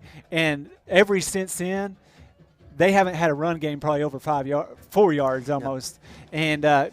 or even past the line of scrimmage hardly. So give it up to those boys up front, Coach Wood and Coach Cochran. The way they coach those boys and teach them how to see what they need to see and know where they need to be. Give it up to those coaches. Give it up to those boys for listening and learning learning on the fly in a game, and quickly and and being big and fast helps too. Yeah, that's always a good thing. Shotgun Mitchell looking over. He stays in that same formation. Trips left, single back set. Looks like a mini pistol. We've got an ace up top with looks like Sam Brown. Option right, keeper. It's going to be pitch out. Jacob Farrow, Kane Harrell in pursuit. Justice Broadbent there with the tackle. Nice little gain there for the Red Devils all the way out. Looks like to about the 34-yard line. Nice gain of about maybe 7 or 8 yards. Actually, it's spotted a little bit shorter. He did go out of bounds. Looks like right around the 34-yard line. So that'll bring up second down and looks like about 5 yards, 4 or 5. Yeah, just an option play there, and Jacob Farrell went towards the quarterback. Quarterback made a good pitch out there, and he got on the edge there and got 5-6 yards out of the deal. Shotgun formation, trips left, ace up top. To the left of Mitchell is Grice. He will now move to his right. Looks like there is a rush on. Roll to his right. Jacob Farrow takes the block, rushes him out of the corner. Sam Brown. He's out of bounds.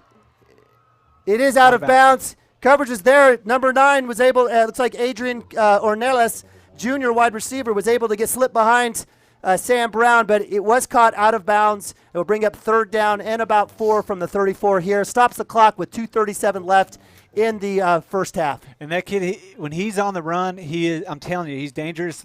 He doesn't just get out on the edge and say, I'm gonna try to find somewhere to run. He gets out on the edge and he looks for his receivers. And just like right there, his receiver released down the field and he put it on him just a little bit outside.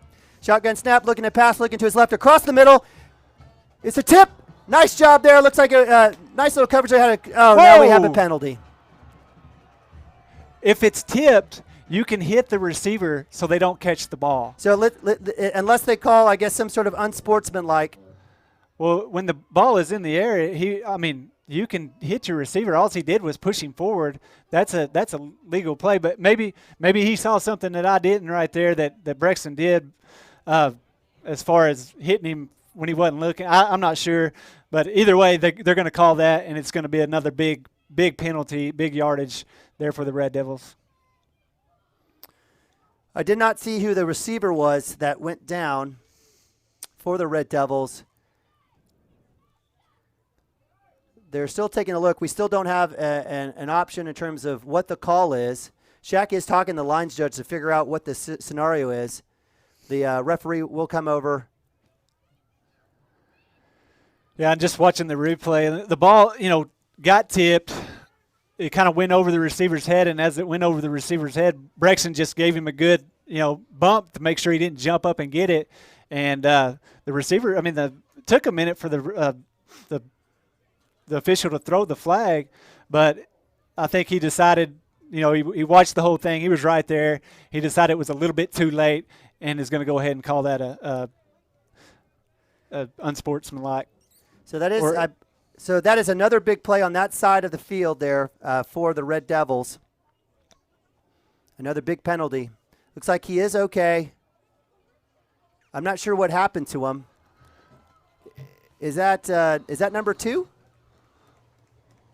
Yeah, it is number 2. So it's your man to watch there. Gio, right? Gio? Yep. Gio Sanchez, the senior wide receiver. So that's 2 wide receivers for the Red Devils that have been essentially taken out of the game based on injuries. One of them on a defensive play, number 13, Isaac Word, defending Brexton Green on the first touchdown of the game. And now here looks like Gio Sanchez, the senior wide receiver, is on the bench. They're taking a look at him. So with that, it is 1st down and 10 with 2:32 left here. Ball on the 48-yard line of the Red Devils. Snap, looking to pass. Screen out to the right. In pursuit. Nice tackle there. Met basically right a little bit past the line of scrimmage. Great tackle there. Is that Jacob Farrow? It sure is. Jacob Farrow, a man running around sideline to sideline, making another great tackle to bring up 2nd down and 8 here from the Cashion 49 with 2:14 left with the clock running. Yeah, they were just trying to get their man out there, with a little bubble pass out there. And, man, Jacob Farrell has been, like you said, sideline to sideline tonight, making tackles, making plays, making great tackles in the open field. Joining Mitchell in the backfield here is number 7, Christopher Hayes, the senior, listed as wide receiver. Pressure's on, going deep. Sam Brown over the top, beat. It looks like it will be enough for a touchdown to score right before half. Number 9, Adrian Ornelas gets behind Sam Brown for the 49-yard touchdown pass with 1:44 left to put Texhoma on the board, and they will get the ball start the 3rd quarter. Yep, just Sam let him just get that step, and the quarterback is good enough to drop that pass right over his hands. Sam is so fast that he can't let sometimes when you're that fast, I've seen it over and over. They kind of let him get a step thinking I can make it up, but when a quarterback puts it on the dime like that, you cannot let a guy get a step because they will make you pay, and that's what happened right there. So on the 2-point conversion, we do have a false start. That'll move the ball back 5 yards, so it'll be right around the 7-yard line there for the Red Devils, who have now gotten on the board with 1:44 left. Shout out to my brother-in-law, Brett Hammonds. Thank you for the reminder on the time on the clock. So joining Mitchell in the backfield is number 7, Christopher Hayes. Not sure what happened to Tryon Grice. Snap, looks to his right, keeps it running, throws it across the middle. It is tipped down. Nice play there by Bryce Miller to deny the 2-point conversion. Mitchell does pay the price for that on that throw. So with that incomplete pass, it still remains Cashion 20, Texhoma 6 here with 1:44 left here in the 2nd quarter. Yep, just a big play right before half, like you said. They have not had anything going for them all night long, and then to come out, the quarterback give it up to him. I mean, I was kind of getting on Sam there for letting him get a step on him, but give it up to that team. I mean, what do we got here? Adrian Ornelas. Yep. I mean, he's a quick kid. I mean, he ran a great route. Quarterback stepped up, threw a dime, and hit him in stride, got him in the end zone. Right there, I guarantee you Sam is going in his brain. He's going, that's not happening again on my side of the ball. So you watch the rest of this game, I guarantee you Sam Brown's going to step up and make stops. I like to see that, partner. That's good positive thoughts. So very good. So sorry about that. My mic was on mute. I want to thank my brother-in-law, Brett Hammonds, for the reminder on the time, as well as my mic. So thank you, brother, out there in Rhode Island. So with that, I don't necessarily think we'll see an onside here. Looks like the Red Devils will be kicking off. Number 61, Gabriel Mendina, the senior offensive lineman. Back deep is Sam Brown. Joining him, it looks like Brexton Green. And it looks like, I'm not sure who else we have. It is deep. It looks like Brexton Green will have a chance. We'll catch it around the 26. Has a lane. Looking, Banks staying patient. Is brought down there by number 32. Didn't see him there, but it looks like the Cashion will take over right around the 37-yard line with 141 left here in the 2nd quarter.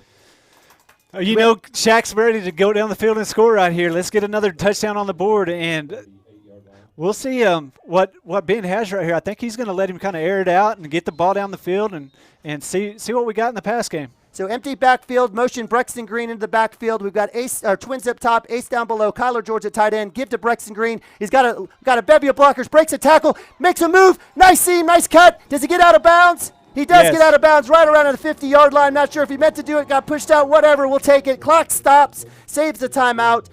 1st down, Cashion. Great run there by Brexton Green. Great patient run there by the junior. Yeah, I said let's watch him air it out, but hey, why air it out when we can hand it to Braxton and Alex like we did on that last drive and just 2 plays and go down the field and score? So let's see what he does. I mean, he's got options.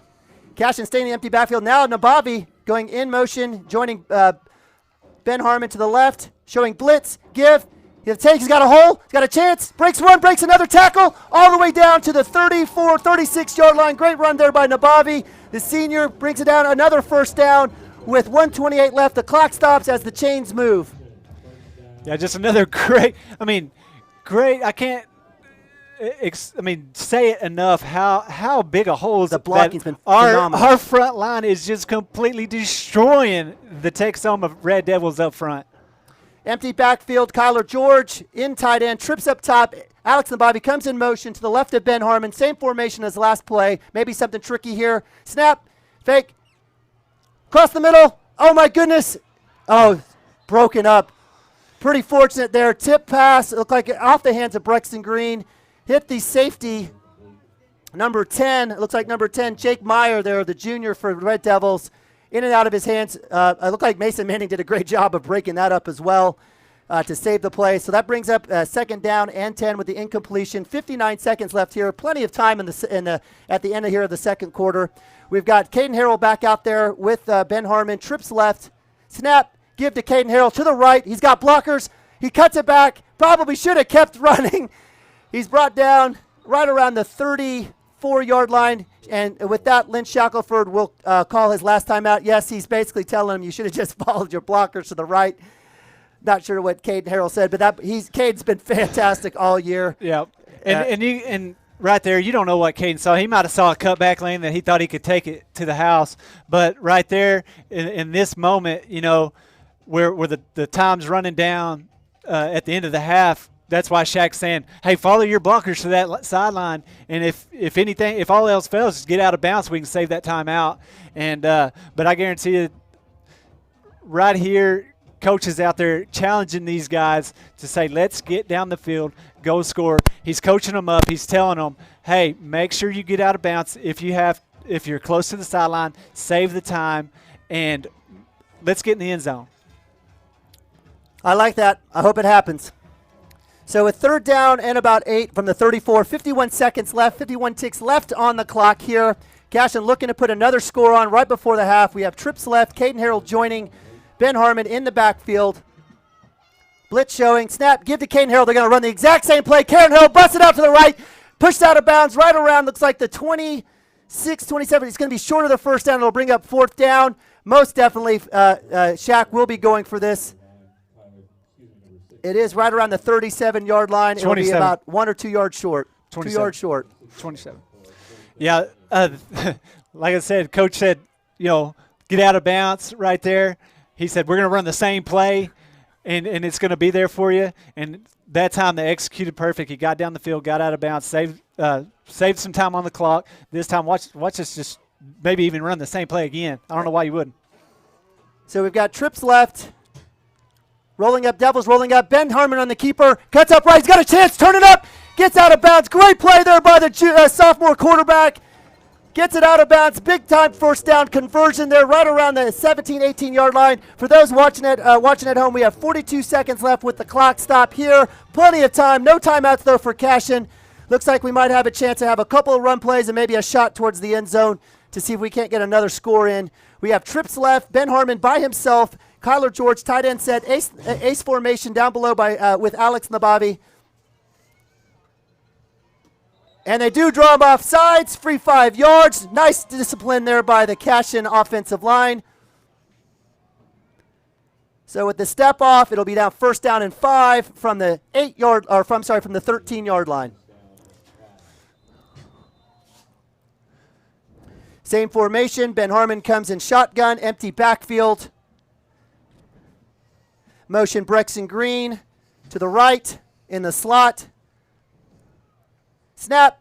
Ben Harmon looking to his right. He's flushed out of the pocket. He's going to keep it. He's got a chance to the 10. Stumbles all the way down, out of bounds, right around. He will stop the clock. Great play there by the sophomore quarterback. Headsy play. Probably give props to his brother Matt Harmon for teaching him that. Gets out of bounds, saves the clock, brings up and it will be enough for a first down right around the 7-yard line with 35 seconds left in the first half. Great job by the sophomore, headsy play by the sophomore quarterback. Yep, he didn't see anything, pulled the ball down, was safe with it, got out of bounds, and got it down to the 5-yard line. Same formation, empty sit, trips left. Ben Harmon, keeper. He's got a nice block. Looking for another nice spin move. All the way down. They're going to have to hustle. 29, 28. 25 seconds left on the clock. 24. That's the one run play that they can. They may be able to hopefully 18, get one pass play 17, in. 16. Snap. Looking to his right. Thrown to Nabavi in the corner. Is it a catch? Nope. It's knocked out, but it will stop the seconds. clock with 10 seconds left. That'll bring up third down and goal from the 6-yard line. It's a tough little play there. Looked like Ben was trying to hit that inside corner. Nabavi came back on the comeback. Looked like it hit him in the chest and rolled out. Yeah, he put it in there. It was a little low, but he had to kind of have it right there from where the defender was. And Alex went down to try to get it, but it was just a little too low. Couldn't get it. Good coverage by the defense. Shotgun snap. Harmon looking to his right. Keeper avoids a sack. Avoids another sack. He has a chance. He throws it up to Nabavi. Oh, the back corner. 3 seconds left. 3 seconds left. Great individual play there by Ben Harmon to keep that could have been a disaster, taking a sack there right before the half. Cashion breathes another breath, another chance here with 4th down and goal from the 6. He was able to break free, had a couple spin moves, hit A on the controller. Nabavi broke free over in the corner. It was just a little high and outside out of Nabavi's reach. So with that, Manning shows ace down below, pistol formation, 4th down. This is do or die right here for the Cashion Wildcats. Caden Harrell to the left now. Shotgun snap. He boots it. Fumble. And that will end the half on a fumbled play. It looked like it was going to be an option left. It looked like it was going to be really good there for the Cashion Wildcats. So a lot of promise, a lot of chance there to move the ball and get a score right before the half. But the Cashion Wildcats are denied. So with that, it is halftime. It is your Cashion Wildcats here in the second round of the 2019 playoffs. Road to Wantland. 20 here are powered by Cashion Wildcats TV, Squirtle.com, and the Red Devils from Texhoma all the way down south. 6 here from Maxon Field. So with that, we're going to take a small break, set you to commercial, come back. We've got a great halftime set. We'll have obviously lessons by Lane. Hopefully we'll have some halftime stats. We'll also be joined in the booth let me get my notes, with Junior Austin Ogletree to talk about all the great things that Mr. G and the band is doing this year from a marching band perspective and from performances, etc. We're really happy to have Austin Ogletree, a great representative, here in the booth to interview and offer up. So with that, you guys hang tight. We'll be back here in a few minutes.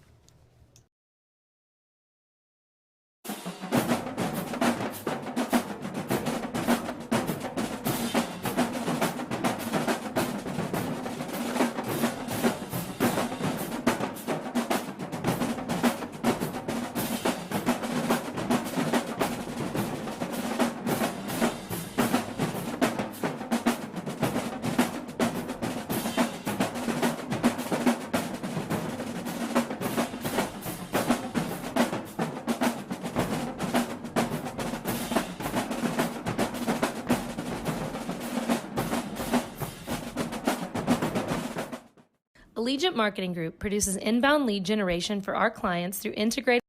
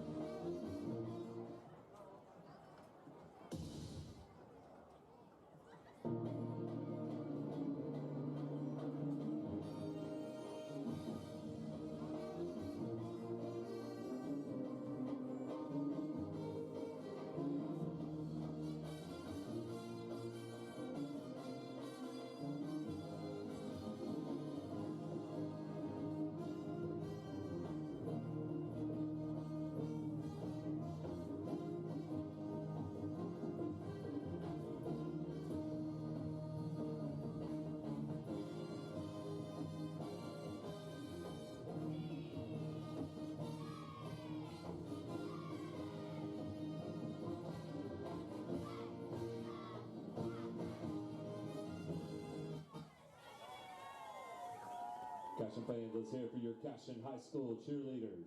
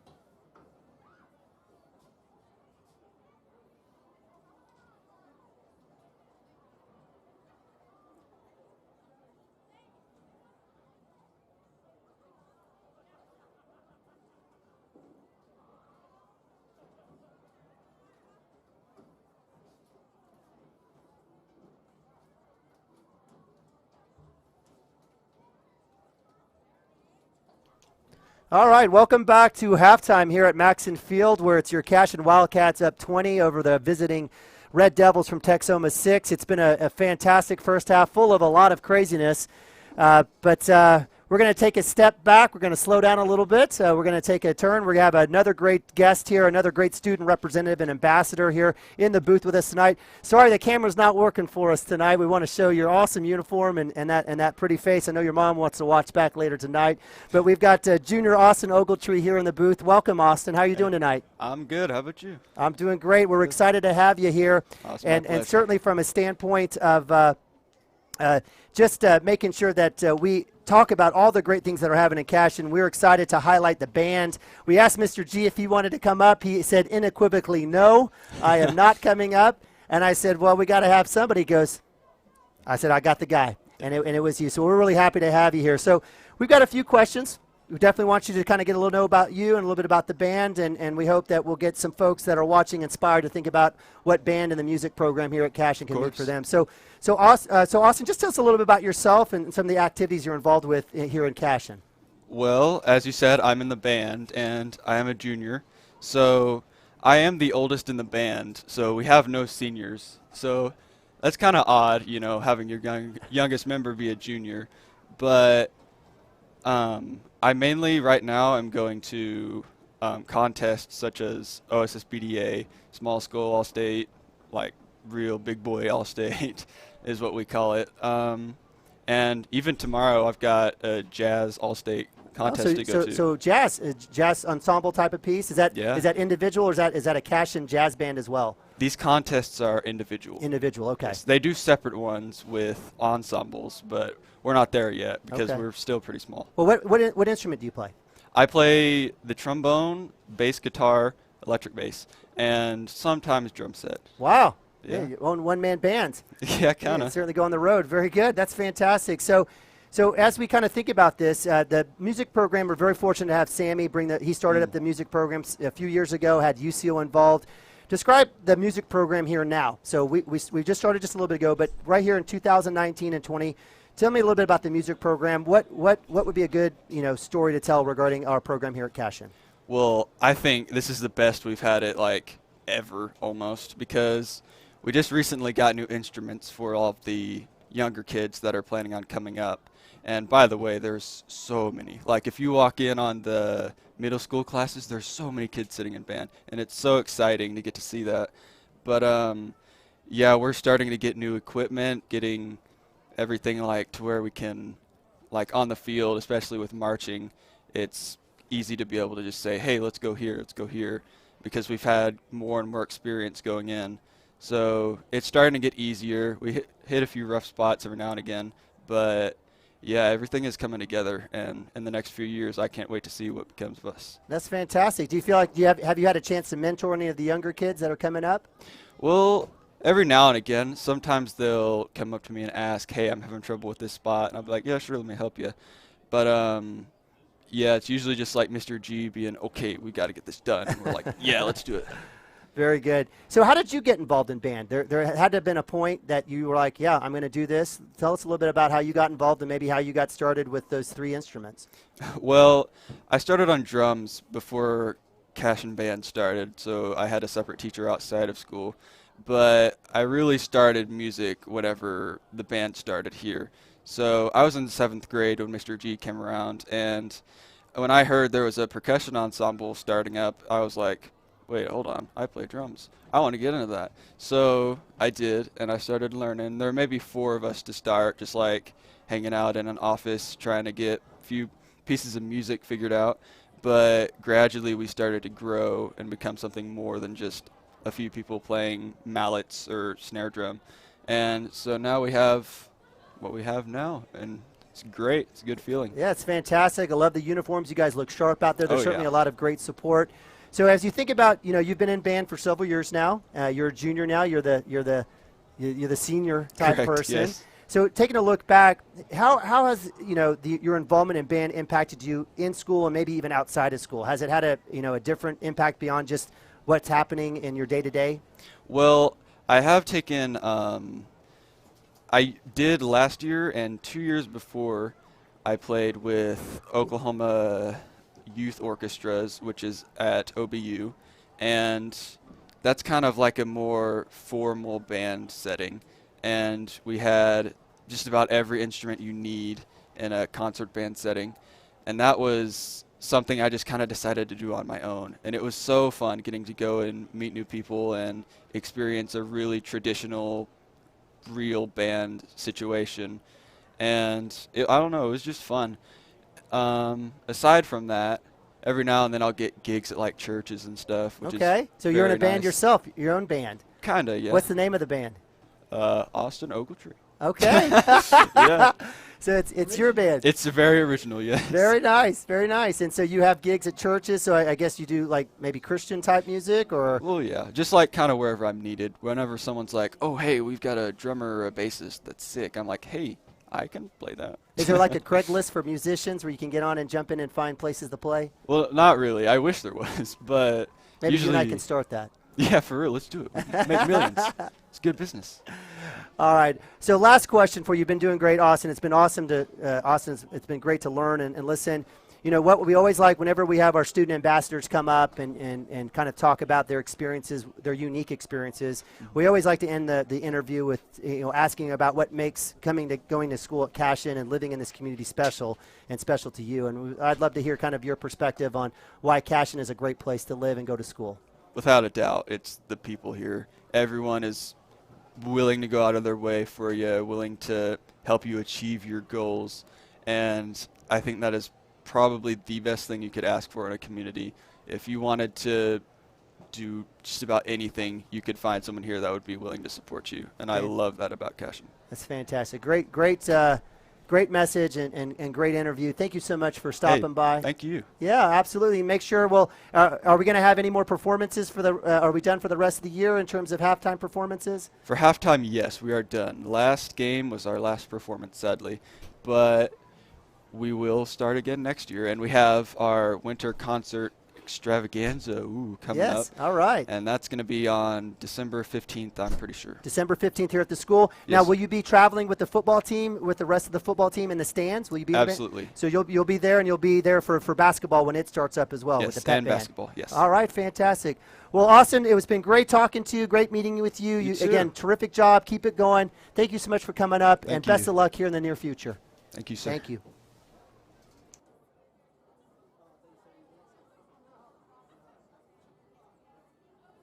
So that was Austin Ogletree, the junior band leader. He's our man. He's got a brother on the team. We didn't want to overshadow, but Austin does a great job here with us. Great ambassador, great interview. And if you have a chance, make sure you come by and give Mr. G a pat on the back. and Sammy Jackson as well. Just, again, another great example of just helping this school grow in all sorts of different directions, making and providing some of the most well-rounded students in the area. So we're super lucky to have kids like Austin and Mr. G with the band. And I know I've got a 6th grader who's playing the trumpet right now, so he's enjoying that. He's part of that young group. Let's see if he'll stick with it. But with that, guys, we're going to go ahead and cut to a small break. We got lessons with Lane. Lane's going to be coming in, grabbing the mic, walking through and talking through halftime stats. We've got about a couple minutes left here in right before the half starts up. So give us about 20 seconds. We'll get Lane set up and we'll jump into halftime stats. Thanks so much for staying with us here on CashionWildcat.tv.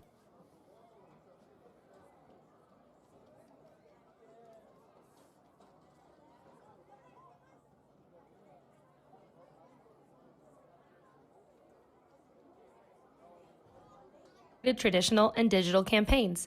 We continuously develop new strategies, tactics, and productive efficiencies so you can reach your target market and get a measurable return on investment. This fast-paced world demands for your products and services to be presented at the moment your buyers need them. Targeted and innovative marketing creates your success. Call AMG today, your marketing partner. Great Plains Land Company came together out of a desire to return to what a land company should be. A client-centered organization as passionate about the land as you are.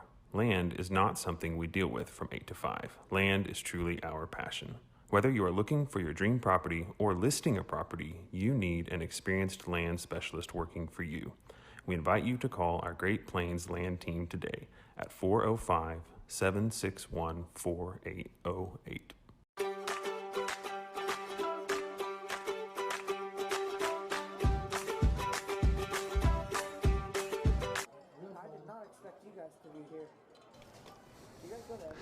All right, we're back, and we have kind of a two special guests here. We have Case Cochran and the former quarterback, not Ben, but Matt Harmon, back from college here supporting the Wildcats.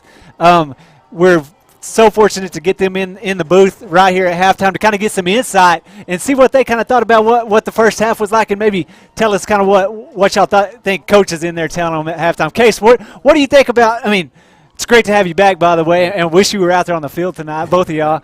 And but what do you think about that first half? I think the first half went really great. I think we did some good things in the passing, and the run game. So I think if we just keep it up, keep getting some stops, and keep driving down the field, make the smallest amount of mistakes that we can, I think we'll be sitting in a nice position for the second half.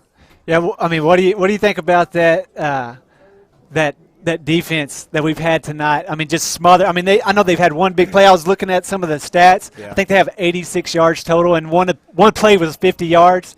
So other than that one play, we've held them almost just about 30 yards. Yeah, our defense is looking ecstatic this year. I mean, I love watching them, especially our front seven. Our defensive line is, I mean, we're stacked, and we've got a couple really good players at linebacker. Caden Harrell, always showing out every game. I love watching him. I love that he's wearing number 9 this year. I noticed that. I was thinking the other day I was watching. I went back and watched a few highlights. Coach would let me get on Huddle, and your highlights and Matt's highlights are in there. I was watching some, and I was like, man, number 9. I was like, I was like, man, he got a good representative out there for his number. Let me jump over and talk to Matt real fast. Case, appreciate you coming in, man. Great that you're back, and really good to have y'all and as ambassadors out there. Hey, Matt, great to have you in. I talked to you before the game, man, and I kind of asked you about Ben, and do you ever tell him coach him up, and what'd you tell me? From time to time, but I think he's got it handled pretty well. Dad's there, Shaq's there. He's doing a good job. He's young, but he's going to be just fine. Yeah, and that's exactly what I said too. Is the kid's only a sophomore, and he's out here playing at a high level in the playoffs. What did you see kind of offensively there, and what could we do better? I know we kind of moved the ball, but what do you think we could do better, and what do you think Shaq kind of talked to him at halftime about? I'd like to say the O-line's really making some running lanes there. We're pulling Harley Miller out there, Ryan Baker. We're all doing good. O-line's doing a great job. I just think we need to read our blocks more and make some good cuts, and I think we'll be fine. Yeah, that's exactly what I was telling Nima like over and over. I was like, I can't say it enough. Our O-line is just destroying the trenches. that front line. But, yeah, you're exactly right. Just make your cuts, get plays down the field, and then just capitalize, right? Execution of plays. Finish, exactly. And I bet I've said execute 100 times tonight. So, Absolutely. to your point, that's exactly what they got to do to finish. What do you think the key to the game for, in the second half to get us the win would be? Well, execution first off, and just when we do get up, if we do, which I hope we do, we're just not letting off the gas. Yes, sir. Great. Do not relax. Great job, guys. Hey, thank y'all for coming in. Thanks for having us Appreciate up the here. little insight and getting to see y'all in here. Here we go. We'll get ready for the second half. We'll see y'all after the game. Thanks, Case. All right. That was awesome. I love seeing Matt and Case. I mean, just great former players. I mean, just fantastic all-staters, record book holders. I mean, fantastic players. Both playing D1. Playing Emporia State and Pitt State, making contributions at the next level. Coming out here, it's fantastic to see them here. And so, again, we are blessed. We're blessed with a lot of great kids and administration here in Cashion. So with that, we will have the start of the third quarter. Cashion will be kicking from left to right, west to east, back deep, receiving the third quarter kickoff for the Red Devils will be, looks like number 7, Christopher Hayes. Deep to the right of him will be number 1, Jordan Boley, junior wide receiver DB. And to his left, shallow will be is that number 6? It is number 6, Kyler Quintana. And then looks like, is that number 9, Adrian Ornelas, the junior linebacker, is kind of in shallow. We do not see number 13, Isaac Word, or number 2, Gio Sanchez. I do see Tryon Grice on the sideline, but do not see 13 or 2 out there for the Red Devils, which is a shame. They're definitely talented players. Yeah. Kicking off for Cashion from left to right, off the 40 will be Lance Christensen. He's been doing a great job tonight thus far in his first action in high school. Nice little kick. Will be caught around it's like the 17, moving to his right. He's got a lane. Justice Broadbent close it down. Another great tackle, great coverage there on special teams there for the Cashion Wildcats. Great job by Justice. That may be his third tackle on special teams tonight. Yeah, and Justice Broadbent, all season long, the kid is just everywhere on defense. And if he's not making a tackle or he's not in on the tackle, he's either slowing somebody down or he's right there ready to jump on the pile. And we can't say enough about that kid and what he's brought to this defense. So the Red Devils coming out in that same formation that they ended the half with the scores. That trips left, ace up top, single back set, Mitchell in back, in shotgun snap, fake, rolls, looks to his left, rolls to his right. Jacob Froh in pursuit. He's going to roll. Honestly, it's like Gavin Fippen in pursuit. It was thrown underneath. Looked like Brexton Green in coverage as well on number 6. It was number 6, Kyler Quintana. So nice defense there by the D-line to flush out the quarterback, and great coverage. It's almost like we should keep him in the pocket. It's almost like if we were to keep him in the pocket, we're better off in that. But certainly brings up the incompletion and 2nd down and 10. Yeah, and as soon as he started scrambling, I just took my eyes and watched the secondary. And our boys that time, they were all over him. And right there at the last, he kind of had an opening. But, I mean, he was already almost out of bounds, and he just kind of had to float it over there. And a great job by our defensive backs right there. So motion, looks like delay, handoff. Nice little move there by the running back. He gets a few yards, but not much more. Looked like Colton Ogletree had a chance to get him in the backfield. Number 3, Tryon Grice, who did not play a whole lot of the second quarter, back in at running back. Looks like a short gain of about 2 or 3. It brings up 3rd and 7 from the 30-yard line here with 11:27 left in the third quarter. Yeah, just another great play by our linebackers there. The kid made a good move and then just didn't have nowhere to go. I mean, he made a good move and got in some space, and before he knew it, he had somebody on him. Mitchell looking across to get the play. Shotgun. Grice in formation behind him. High snap. Screen pass. Looks like he's going to have a block. Tackle there by Alex Nabavi. Met in the hole. Stopped with a bevy of other folks. Great play there by the safety for a short gain. It's going to bring up 4th down. And at some point, I bet they punt here. I mean, they're still only down by two possessions. But at some point, they keep getting 4 and outs, and if we stay up on them, they're going to start going for these, and that's going to give them, if we can get a stop when that starts happening, that's going to be big for us later on in the game. But for now, that was another huge stop for our defense, just coming out of the locker room and saying, another 4 and out, boys, let's go. So Adrian Ornelas punting number 9. Alex Nababi loses a shoe, so Brexton Green is back. Let's see if Brexton Green will have a chance. Low snap, it's fumbled. Oh! Are they going to? No, they won't call it. That's exactly right because they hit the ground like that. So with the muff punts, the low snap, it is down at the Red Devil 40 where Cashion will take over on the short side of the field here with 10:08 left, up 20-6 here in the third quarter.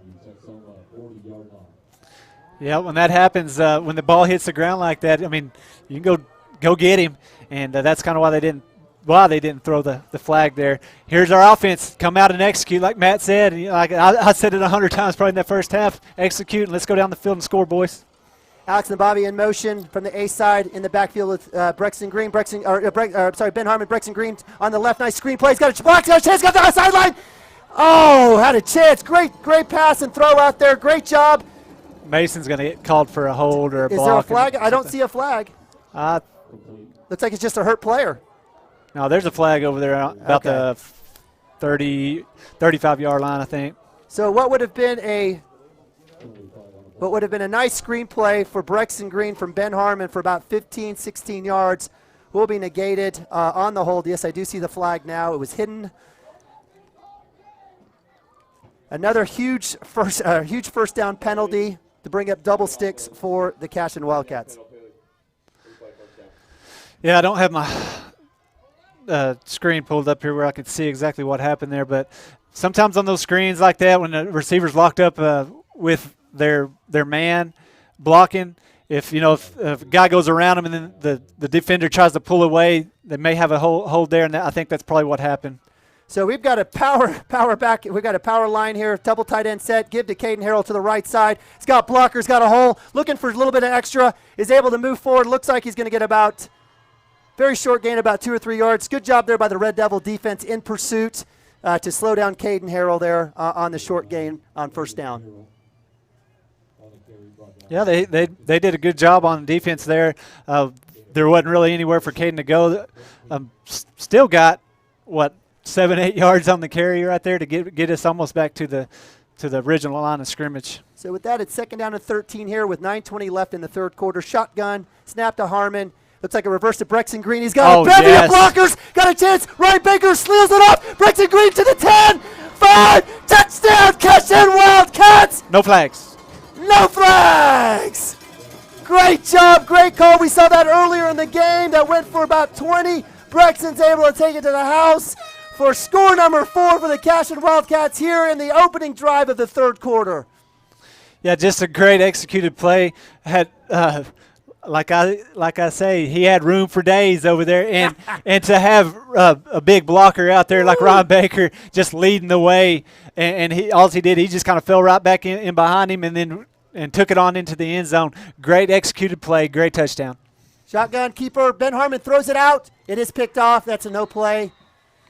Looked like that was a busted play there. Wasn't sure what was happening. So the 2-point conversion has failed. Certainly been that's been one of the stories for the night for Cashion, their inability to get that the 2-point conversion. So with that, the score stays 26 Cashion here on CashionWildcats.tv, powered by Squirtle.com. And you're visiting Red Devils from Texhoma 6 here with 9:08 left in the third quarter.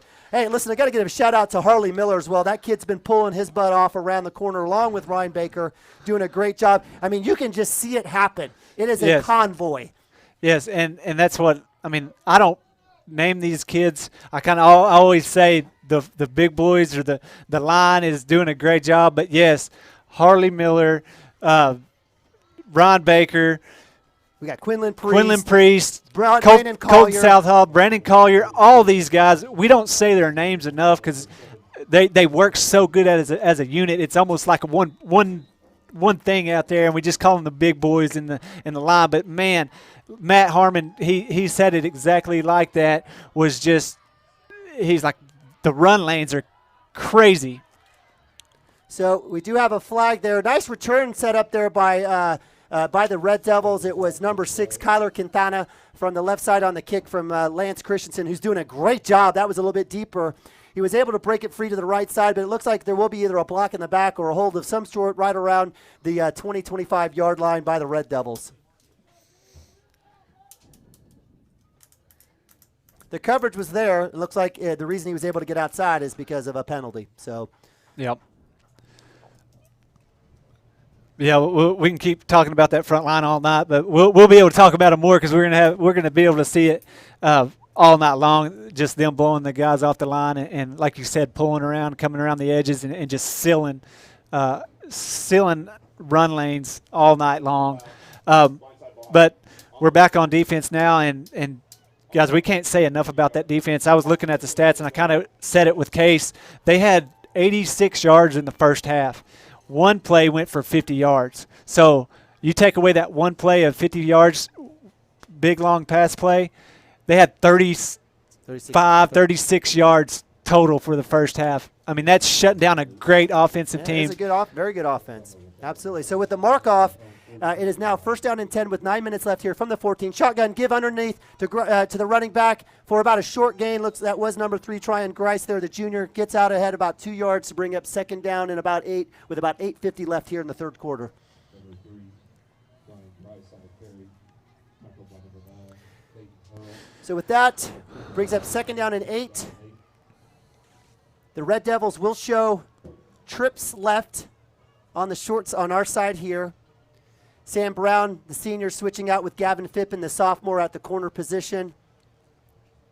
Getting the call here. Mitchell in shotgun. Grice to the right of him. Snap, looking to pass.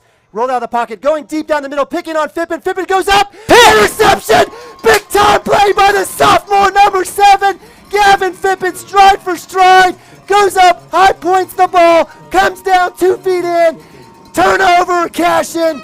Here we go. I know his brother Austin's going nuts too. Great job by the sophomore Gavin Phippen to come down with the 2nd turnover of the game for the Cashion Wildcats.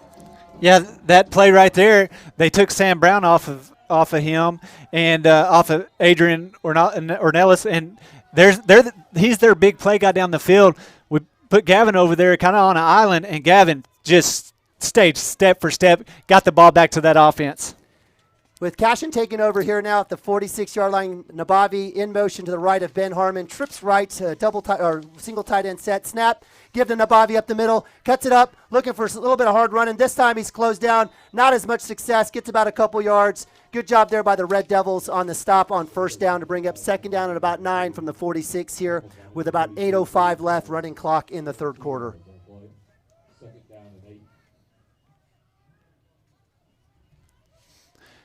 Yeah, let's just watch our offense here. I mean, that first drive, I mean, just was 2 plays and just went down the field and scored. Let's see what Check has drawn up here. Let's see if we just start running the ball or keep using that big boy up front. The big boys up front. Red Devils come back, screen to Brexton Green. Great block. It is dropped. Incomplete pass there by Brexton. Brexton's been solid today. Oh, we do have a flag. Late hit on Brandon Collier. Looks like 54 tried to take him out. We'll have to take a look at that. Collier, one of our stallion studs on the left tackle, protecting Ben Harmon's backside. He's grabbing his knee. Yeah, that's not good because he's one of the senior leaders on that team. Maybe looks like a groin. It looks like the midsection. Looks like the business.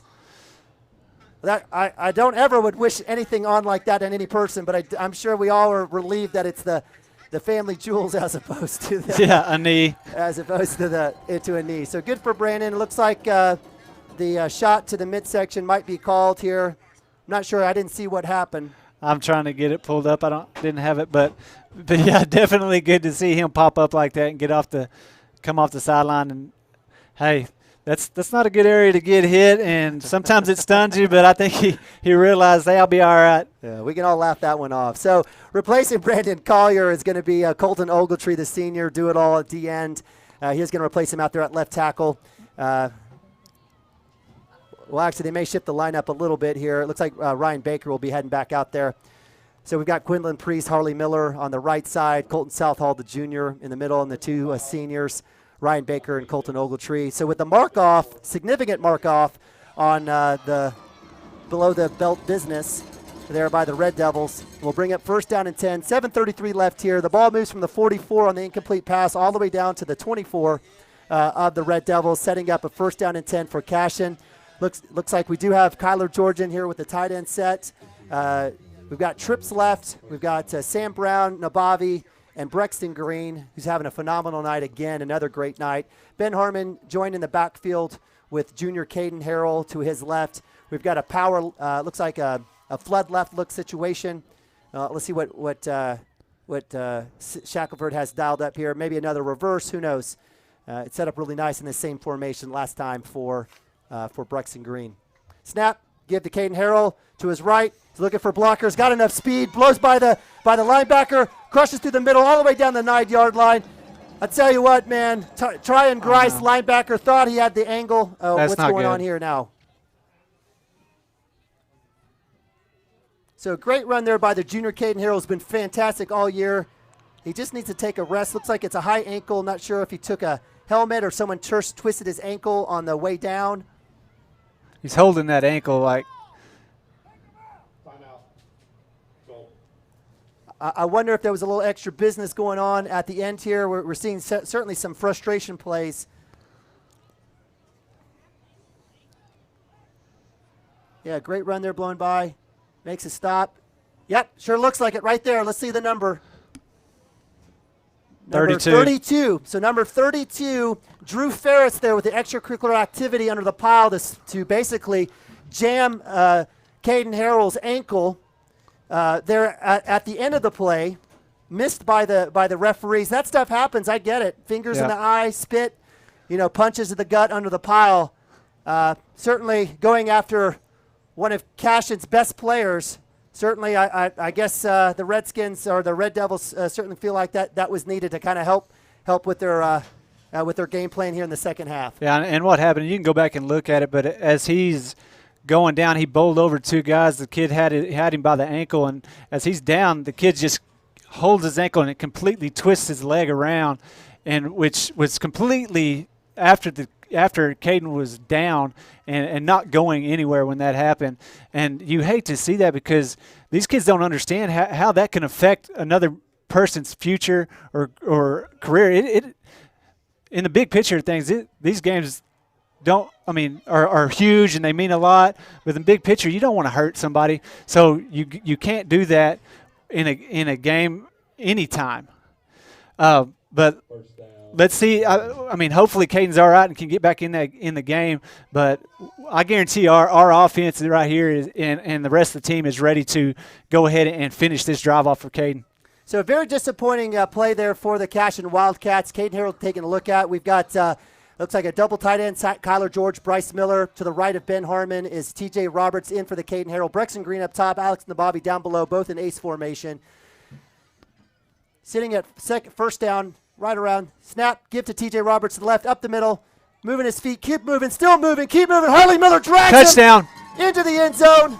No, stop short, right out of the 1-yard line.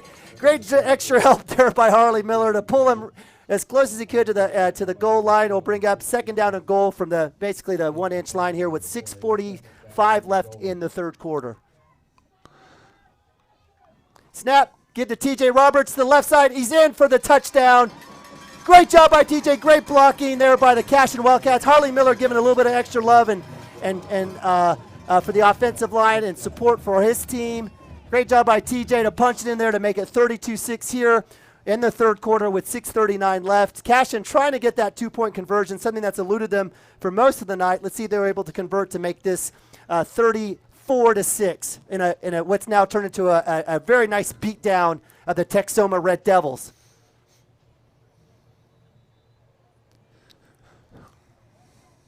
Snap, give the TJ up the middle, and he pulls in. Is he able to get in? Extra turn, no signal yet. And they say, I swear he was in part. Yeah. Oh, and there's another flag. These referees better get it. It's getting chippy now. Red Devils probably haven't lost like this all season, haven't been beat down like this at all this season. Are trying to figure out how to manage being down 32-6 here in the middle of the third quarter. And I hope the referees have done a great job all night, haven't they, partner? Yeah, I think they've done a really it. good job trying to keep control. Let's see what happens here with the mark-off and what the call is in terms at the end of that missed two-point conversion. Yeah, definitely. We want to give shout out to the refs, the officials. They do a great job. If anybody ever complains about the officials, get out there. They will be happy for you to come out and work with them, because you got to give it up. These guys give up their Friday nights to come out here and make this possible for these kids. And we sure appreciate our officials every weekend, week in, week out, even though sometimes we don't agree with them, but we sure appreciate them for sure. Dead ball. Unsportsmanlike on the defense. Penalty is assessed on the kickoff. So another personal foul by the Red Devils from Texhoma.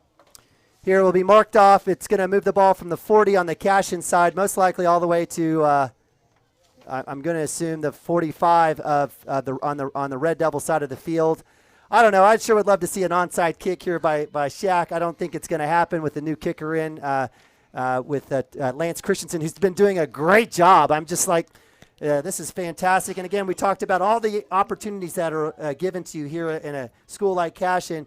Here's Lance Christensen, hanging out, and all of a sudden now he's out kicking he's kicking kickoffs here for a deep playoff run that we hope for the Cashion Wildcats.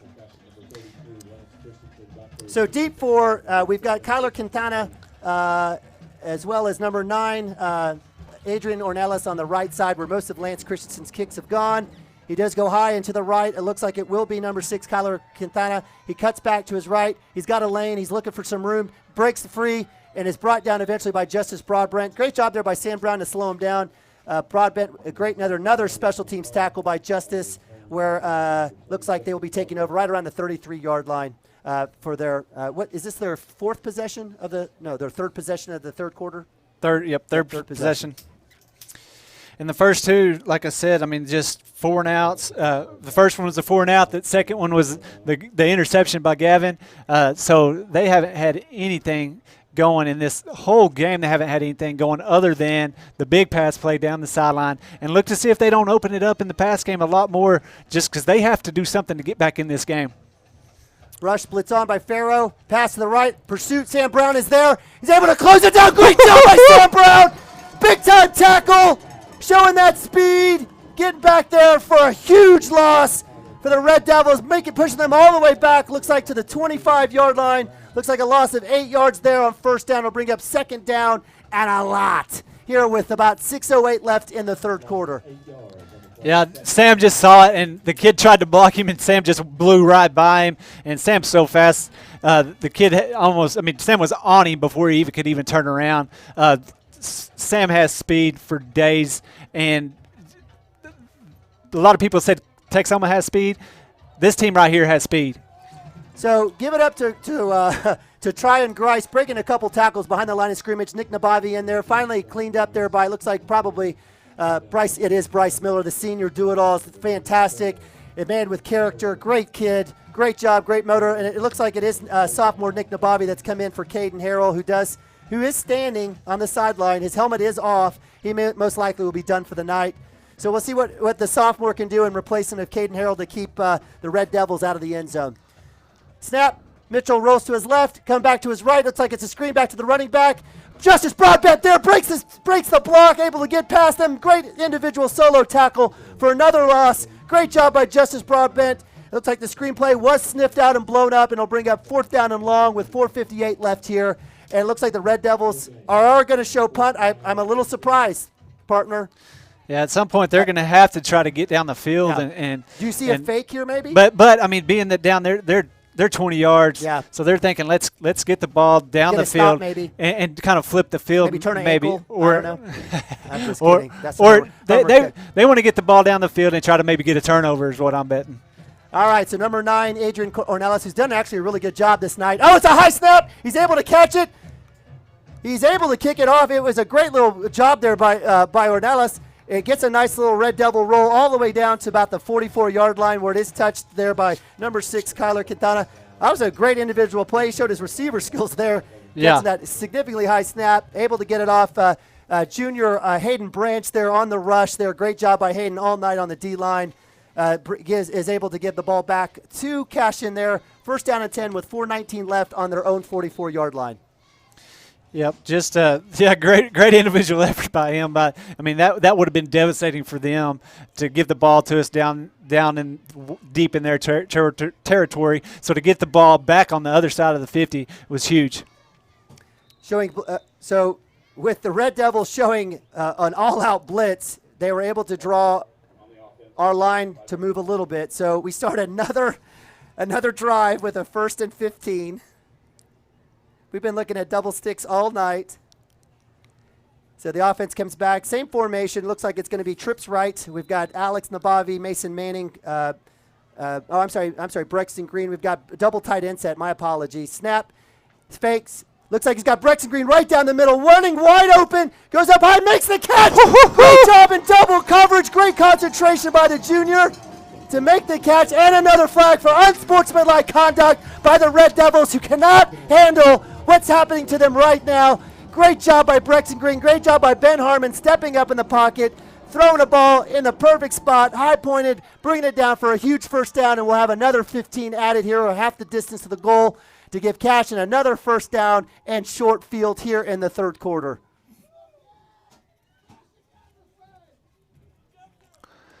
Yeah, Brexton streaking down the center of the field there, kind of splitting that coverage, and Ben just stepped up and put it on a dime and gave Brexton a perfect opportunity to catch the ball. Brexton goes up and gets it right in between the two defenders and just makes a great catch. And then the little extracurricular, like you said, after to add it on. And it's just a great thing to see Ben throwing that ball and putting it on the people tonight. He's doing a great job back there orchestrating the run game and the passing game. So as we get the chains figured out here, we do have first down and 10 from the 20-yard line. 4:12 left here in the third quarter. We've got double tight end set, ace up top, ace below, pistol formation, TJ Roberts. It's going to be a fake snap. We've got a corner route by Nabavi. He's going to go up. He's got a chance. It is a little deep. Ben got a little jacked up on that one. Sent it out deep, the deep corner. Alex did not have a chance on that one. Good coverage there by the Red Devils, but I would have put $1 down on Alex going up for that one. So that'll bring up second down and 10 there. I like the call by Shackelford going deep on that play. Oh, yeah, definitely. I mean, you get a big play. Here comes Caden Harrell jogging back in. I don't think we're going to see him tonight. I'll bet you a steak. I bet he's back in. I'm not going to bet a steak. I like these too. But. Snap. Give to TJ Roberts, left side. Harley Miller out there on the pull. So is Kyler George. Nice little run, hanging on the ball, toting and moving safeties and linebackers out of the way, all the way down the 9-yard line. Man, I got to tell you, the feet, the footwork, just the great job. The line that time, Harley Miller and Kyler George pulling from right to left, opening up that hole for TJ for a great run there for about 8 yards to bring up 3rd down and 2 or 3rd down and 1. Yeah, like we've been talking about all game long, that our front line is just destroying what they're trying to do up front, and I mean it's just going to get worse because they're wearing them down. Ben Harmon looks for the call. TJ Roberts to his left in shotgun, trips right, snap, looking to pass. He's got Brexton Green across the middle. He looks for Alex Nabavi across the middle. Nope. The ball hit the ground.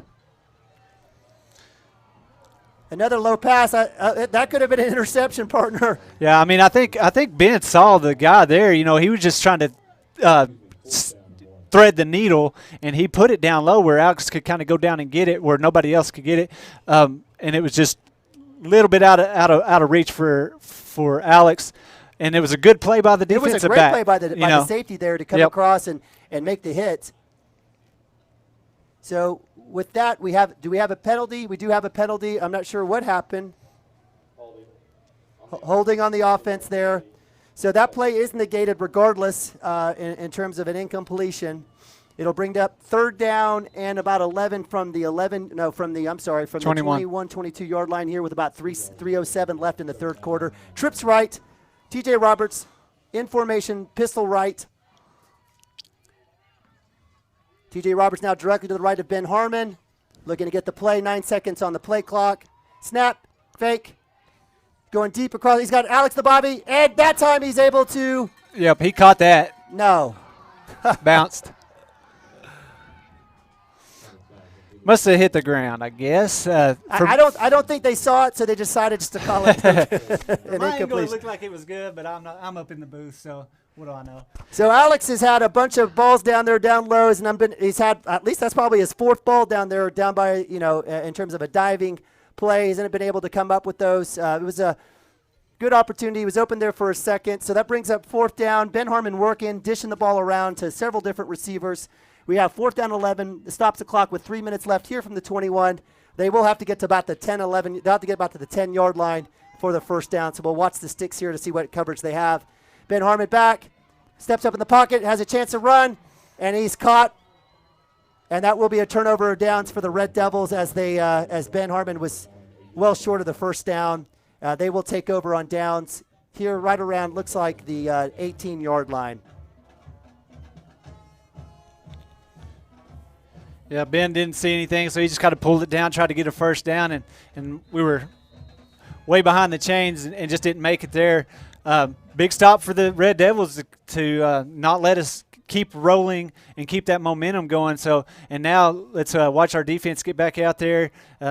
So far, Caden's not back in, but I guarantee we're going to keep bringing it. Empty backfield. He's going to pump. He's looking to roll. He's trying to find something. He's chased out of the pocket, and he is going to try to throw. Did he? He was able to get across the line of scrimmage. So to your point earlier, partner, the Mitchell boy has done a great job of eluding, keeping his feet, and getting rid of the ball and eluding that sack. So with that, that'll bring up second down and 10 here with 2:45 left in the third quarter. Cashion still up 32-6. Yeah, at that time he just got outside the pocket and scrambled and kept our guys at arm length, and right at the last second was able to pass the ball and save some yards. So trips left. They've got offset with the running back in the tight end formation. Ace up top, empty backfield, shotgun, roll to his left, looking to pass. Bryce Miller in pursuit, and there's fumble. It's caught by Nick DeBobby, and the interception for the sophomore. Johnny on the spot. Oh my goodness! Touchdown, Cashion. Oh boy! Breathe. Sometimes it's better to be lucky than good. I'm telling you. And that time, Nick Nabavi, Johnny on the spot. Looked like we had. It looked like Ryan Baker. I couldn't tell if it was another linebacker in there in pursuit. That was the first time we've actually seen Mitchell rolling to his left to throw. He was caught. Big hit, big strip. Ball comes up in the air. Nick Nabavi is able to be right there, make the catch, and bring it in. And he's tied his brother now tonight in scores with one touchdown apiece. So with that touchdown there by Nick Nabavi, it is 38-6 here with 2:37 left. They are going to try the extra point. I was hoping we'd be able to see that. So Lance Christensen will be out there. The hold by Brexton Green. Snap, hold, kick is up. It looks good. Yes, sir! Extra point. For the Cashion Wildcats. Great job by Lance Christensen. He came in, never has kicked an extra point in his life. Came in and just was like, I got this. He does. He looked great. So with that here, with 2:37 left in the third quarter, the beatdown continues. 39 Cashion here on CashionWildcats.tv here on Squirtle.com. And you're visiting Texhoma Red Devil 6. Hey, we're just relentless on that defensive side of the ball, and it's starting to wear them down. I mean, just like right there, where, like I said, the kid is so good at scrambling, so good at throwing on the run. It's just getting to the point where he can't even turn to get the ball out, and that's what happened there. He went to try to turn the ball because he was kind of running to his left. Like you said, we haven't seen that, and he went to try to turn, and I can't remember who it was. Was it Jacob Farrell that hit him, and the ball kind of he and Ryan Baker were there. Him and Ryan Baker, and the ball kind of popped up, and Johnny on the spot, like you said, was there for the interception and took it into the, I don't know, what do they call that, interception or a fumble, I guess. Interception, yeah. So interception for a touchdown. Teddy Lehman style. Yes, sir. Deep kick by Lance Christian. He's juiced up, gets it out to the 15. Return there, looking for a lane. Is met there, brought down. Great tackle by Bryce Miller and Nick Nabavi out there in coverage. And Justice Broadbent. I'll just call his name anyway because he's always there. Might as well. So with that short return, the ball will be, the Red Devils will take over right around the 27-yard line. Is this their sixth possession or seventh possession of the second half? This is, let me see here. I've got so much going on here. This is their fourth possession of the half. Fourth possession of the half. So with that, they show their standard 2x2 formation. Mitchell in shotgun, Grice next to him to his left. Motion number 19, Quentin Ingram Jr. comes out to the left. Now we have trips right at the bottom side. Blitz by Justice Broadbent. Looks like he's going to be bringing off the edge.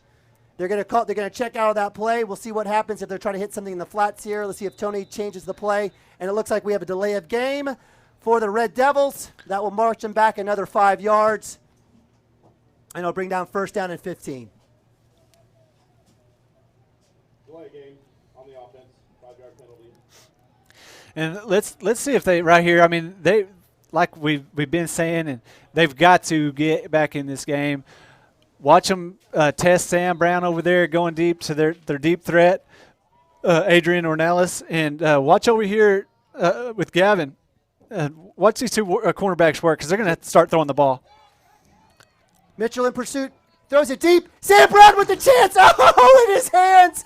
He had chance for redemption on that play. Great breakup, great coverage, great read on that play. He certainly saw what was happening. And again, Mitchell basically flushed out of the pocket, play after play, rolling to his right has been his standard mode, right, basically for the entire game, trying to look to that short side, and a great job by the senior Sam Brown on the breakup there on that play. And he's been getting away, and having a little time to find guys, but give it up to our defensive backs. They've been tested, and it's hard to cover, and they've done a great job. So we got a delay draw there, basically goes for nothing. The running back, Tryon Grice, up the middle, basically for no gain. We'll bring up third down and long, about 3rd and 15 here with 2:10 running clock here in the third quarter. Partner, we still have another quarter to go. Yes, we do. Another quarter to go. What was that prediction? What did you say? I think I said 45-8. So we're another touchdown. We're there. We have a chance. We have a chance, Mr. Nostradamus. Let's go to Vegas. You've been good all season. All right, so here we go. Big third down play for the Red Devils, staring at a 3rd and long. Shotgun, Mitchell back to pass, looking to his left, looking across the middle. Has a play. It's tipped. Great. We definitely had double coverage. Nabavi had a chance on the tip, but it falls incomplete to the ground on the overthrow to, it looks like, number 6, Kyler Quintana, one of his more favorite targets. And that'll bring up 4th down where I'm guessing, yeah, they're going to punt. They are going to punt. So another 4th down and long negates that 4th down chance deep in their own territory. Let's see if Alex Nabavi has a chance here. We've seen scores all different ways. We haven't seen a special team score. Now, as a punt returner, is when you take chances. Yeah, I got a chance. We got the lead. High snap. Kick is away. He got a little bit of it, I think. Pick it up, Alex, and go. So Alex will look at it, watch it roll out of bounds right around the play it safe. He is conservative, oldest child, OCD, neurotic. He's got those tendencies. So that's good. Play it safe. Nice work out to the 47. Another high snap. Adrian Ornelas, just a great job just to catch that and to get it off. He might be their MVP based on what they've done today. You hate to give an MVP to the other team as their punter, but he's done a great job of protecting the ball. You can definitely give it up to a kid, and he's the one that made the big touchdown catch on for their touchdown too. So we've got Ace up top, Twins down below, handoff to T.J. Roberts up the middle. Great block there by Colton Southall. Frees it up, gets to the outside, stutter steps, and we do have another flag. I don't know what's this might be on Ryan Baker in 32, who is the ankle turner of Caden Harrell. This might, if this is after the play, it still may remain first down. Let's see what they call. We did have 32, the Drew Ferris, the junior linebacker for the Red Devils, in around Ryan Baker, and it looks like it will go against the Cashion Wildcats. Not sure what Ryan Baker did. I got to believe if Ryan Baker did something, number 32 might be on his bottom. But nonetheless, it negates the long run by TJ. Still remains first. I guess it still remains first down. Yes, it does. So it's first and about 7 from the 44-yard line here with about 1:25 left in the third quarter. Let's see if Shaq takes a shot downfield on this first down play. Trips right. Alex Nabavi up top left. Ace shotgun screen to Brexton Green to the right.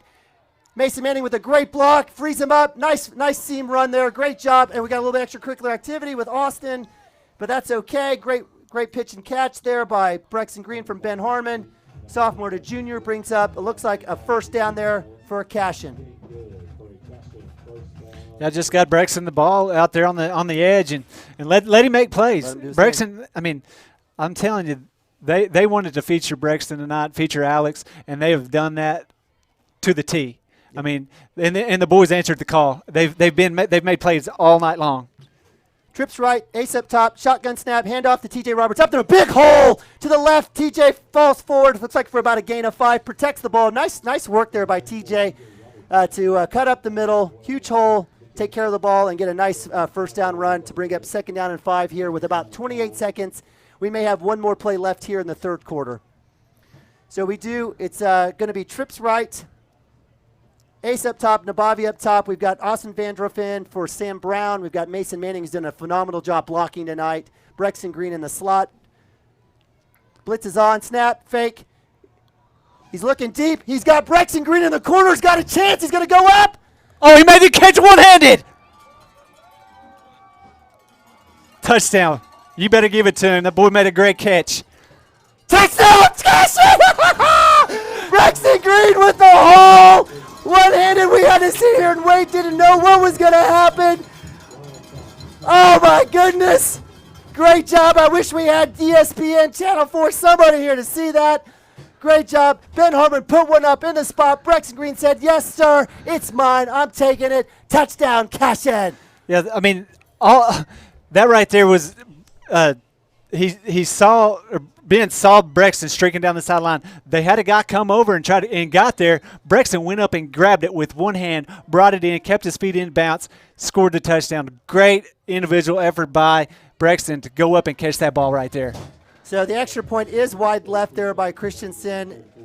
We'll put that one on Brexton Green on the hold. We won't put it on Christensen. But with that mixed extra point, the score now is 45. Cashion here on Cashion Wildcats TV, powered by Squirtle.com. And you're visiting Red Devils, still 6 here in what we would call definitely a blowout. So we'll see what happens here. Certainly we still have another quarter to go. We don't want to get ahead of ourselves. You never know what might happen here. But I love seeing Cashion a powerful 3rd quarter, putting up about 25 points here in the 3rd quarter alone.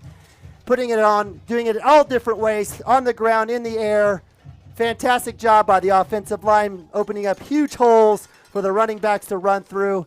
And certainly it's been great to see Lance Christensen have a chance to we've scored on 3 of the 4 possessions and the defensive touchdown. And a defensive score, that's right. So back deep, we do have looks like a left return for the Red Devils. Christensen from the 40, high to the right, a little bit more high onside. It will hit right on the 26. It's caught there by number 6, brought down by a freshman, Justice Broadbent. So looks like Max Brown was the first. The brother of Sam was there the first to wrap him up. And, of course, our man Justice Broadbent, special teams hero of the night, able to come in and clean up to make the tackle on a very short return all the way out to about the 32, 33-yard line. So here, I like seeing this here. Coach Skylar Watson, right? It's the 4th quarter, right? He's brought his team out there. He's talking to them. It's 45-6. It's playoff time. It's do or die. If you're Coach Watson, what are you telling your players over there? You're saying, guys, we're going to play. We're in the playoffs. We're going to play till that whistle blows. Do not give up. Stay clean. Get out there. Give it all you got. Let's go make a showing in this 4th quarter and show what Texhoma football is really about. And I guarantee you, he's challenging those kids to go, hey, don't even look at the scoreboard. Let's get out there and show them what we got and put points on the board to show that this is who we are and we're not who we were in those first 3 quarters. And I mean, that's what I would say if I was a coach and I was in that position. And I guarantee you he's challenging these kids. He's done a great job all season long of leading this team. And I guarantee you he's putting that challenge on these boys. And these boys, I guarantee you they're going to go out there and try to make that coach proud. Absolutely. No, I think it's a good point. So with 1st down and 10, with a fresh clock here, 12 minutes left in the 4th quarter, the final stanza here of Cashion 45, Texhoma 6. They'll be taking over right around looks like the 33-yard line. Shotgun, motion, snap, give inside. He's met there. A great job there by Kyler George and Jacob Farrell on the tackle. Tryon Grice there on the draw. That play went for about a loss of 2. It worked a little bit in the earlier of the game, but it certainly has been shut down. And I've got to believe that the Red Devils are probably a little shocked that they can't move the ball at all. Yeah, I mean, like I said, they've been great all season long of just getting down the field, and that quarterback is not used to being hemmed up like he has been tonight. Shotgun formation to look back. We've got twins up top and below. We've got number 3, Tryon Grice Jr. next to Mitchell. Snap, high snap, fake, looking for the give. Looking, he's scrambling, he's looking to his left. Nick Nababi in pursuit. Nice pitch and catch there on the block with Brexton Green. And looks like the tackle there by the sophomore Landon Lagasse, for a nice, I guess, kind of a circus play there for Mitchell and the group. He was able to get free and get a first down out to midfield. Yep, and that's what happens whenever he has time to scramble around, and he is slippery. If you don't bring him down, he'll make you pay, and that's what happened right there. Probably the biggest play they've had of the game other than the touchdown. Yeah, absolutely. So that brings up first down and 10 from the 49 on the Cashion side of the field. Trips right, ace up top. Running back to his left. It's a keeper by the running back. He goes up the side and brought down. Great tackle there by Gunner Simpson. Gunner Simpson. Great job. I love calling that guy's name. Great work there in the middle for a short gain there, about 1 yard for the junior running back, Tryon Grice. Yeah, Gunner Simpson's such a big kid that just can control what he wants up front. And right there, the kid got out on him and tried to make a block, but Gunner's so strong, he just kind of sloughed him off and went and got the tackle. So in the middle, manning the middle, we've got Nick Nababi, sophomore. Replacing Alex Nababi at safety is Weston Wood, number 6 senior, out there as well. Snap, shotgun, looking to his left, rolling, pressure, throws it up. He's got a man wide open, up top, and it is dropped. Brexton had a chance to intercept that right there off the little bobble by the receiver, but I think he was kind of going in to try to break it up. He didn't realize it was going to be right there in his face. Pass intended for number 19, Quentin Ingram, the junior wide receiver. It was a good ball. Probably should have come down with it. Yeah, definitely hit his hands and had time to catch it and secure it before Brexton got there. He'll be looking at that on film going, I should have had that one. Hey, got an update here. Minko's losing 41-38. Wow. They were up 38-14. So shotgun snap on third down. Looking to his left. Still looking to his left. Looking for his man clearing out. An overthrow. I'm not sure what confusion we had there with Sam Brown taking the inside receiver. Brexton up top. Another wide open receiver. Just an overthrow. Looks like Mitchell is probably a little tired. Throwing off his back foot. Certainly feeling the pressure all night. Cashion defense lucky on second straight pass play there. Brings up fourth down and about 9 here with about 10 minutes left in the fourth quarter. Wow. Is that a picture? Yeah, Kerry Cochran just sent me a picture of Brexton Green catching that touchdown one-handed. I'm betting that's maybe Brad Stone with the camera work. Yeah, with the camera work down there. Fast work there. All right, so with fourth down, they are punting. Are you surprised? Fourth down. Yeah, I'm surprised because they're down. This got to be a fake. So snap. That's actually a decent snap. They are going to punt away. It's a great punt. Hits around the 10. It's going to roll all the way down into the. They're going to give it to him. It is going to be a touchback. So it did roll. So great pursuit, great punt there. I'm telling you, man, Adrian Ornelas. I'm not trying to be a jerk. I really am not. He's been spectacular for them in the punt game, right? I mean, That was another great punt. Gave his coverage team a chance to get the ball down at the 1, but. It does slip into the end zone, and so with that, Cashion will be taking over. First down and 10 at the 20-yard line with 9:51, comfortable 45-6 lead here. We've got Alex Nababi to the right of Ben Harmon in shotgun. We've got Brexton Green ace below, Sam Brown ace up top, double tight end. Give to Alex Nababi. He's looking for a hole, staying patient, cuts it back up. Probably should have just ran. Is able to fall forward for about 3 or 4 yards. On that first down carry. It brings up second down maybe in about 7 or 6 here with 9:34 left. Yeah, we'll see how much running we do, and keeping that clock running. But with Shaq, I mean, he's looking forward to the next week at this point and saying, let's get some good reps, let's get some pass plays, let's work on some things that we can get better at. Shotgun snap. Harmon give to Alex Nababi, running to his left. He's got a seams, cuts back, has a lane. Still moving his feet, gets across all the way to looks like the 41, 42-yard line. Nice little run there. Great blocking, as usual, by the line, by the wide receivers. Austin Van Druffen doing a great job blocking to free up Nababi for a first down run. Here with about 8:56 left. Yeah, I heard somebody in the crowd say "Good job, O-line," and that's the theme of the game right there is "Good job, O-line," because that's what's controlled this game is being able to just run the ball with ease, and then that just has opened up that pass game that Ben has been able to take advantage of all night long. Double tight end, send, shotgun snap. It is a gift to Nabavi. He's going around the left side, pulling guards, moves and makes a move, another move. Oh, he had a chance. Falls forward to about the 45. Great blocking again. Harley Miller out there. Love it. Love seeing it. Quinlan Priest out there making yeoman's work. Good to see Brandon Collier back out there after getting hit in the jimmies. So that brings up another first down and 10 for the Cashion Wildcats with 8:15 left at the 46-yard line of the Red Devils. We may see a steady dose of running here by Alex Nabavi. Maybe a little punch play by a tight end. We'll see if they'll be able to cross it up a lot. We do have twins up top, Brexton Green. Great to see Austin Vandriff out there, the senior. Double tight end set, Kyler George on the left, Bryce Miller on the right, Alex Nabavi to the right of Harmon. Snap, give to Alex Nabavi, up the left, up the middle, turning and burning all the way down, gets a gain of about 5 or 6, down to the 40-yard line. Number 9, Adrian Ornelas, he's been everywhere for the Red Devils. He's definitely earned, somebody's going to have to buy that kid a double cheeseburger. He's definitely earned it tonight, working his tail off. Yeah, the kid's been everywhere. I mean, he's kind of had to step up his game just because he's lost 2 of his best teammates on that side of the ball, and he's been everywhere. It's just we've got such a big, strong up front line that there's just holes everywhere for our running backs. Snap. Get another gift to Nabavi up the middle, being patient, looking for a cut. Has a lane, breaking free to the 20, to the 15, pushed out of bounds. Great little run, great blocking again. Looks like all the way down to about the 15-yard line. Shades of 6th grade football under Coach Brett Green with the Cashion Junior or with the Casa football team there. Little give there from Ben Harmon.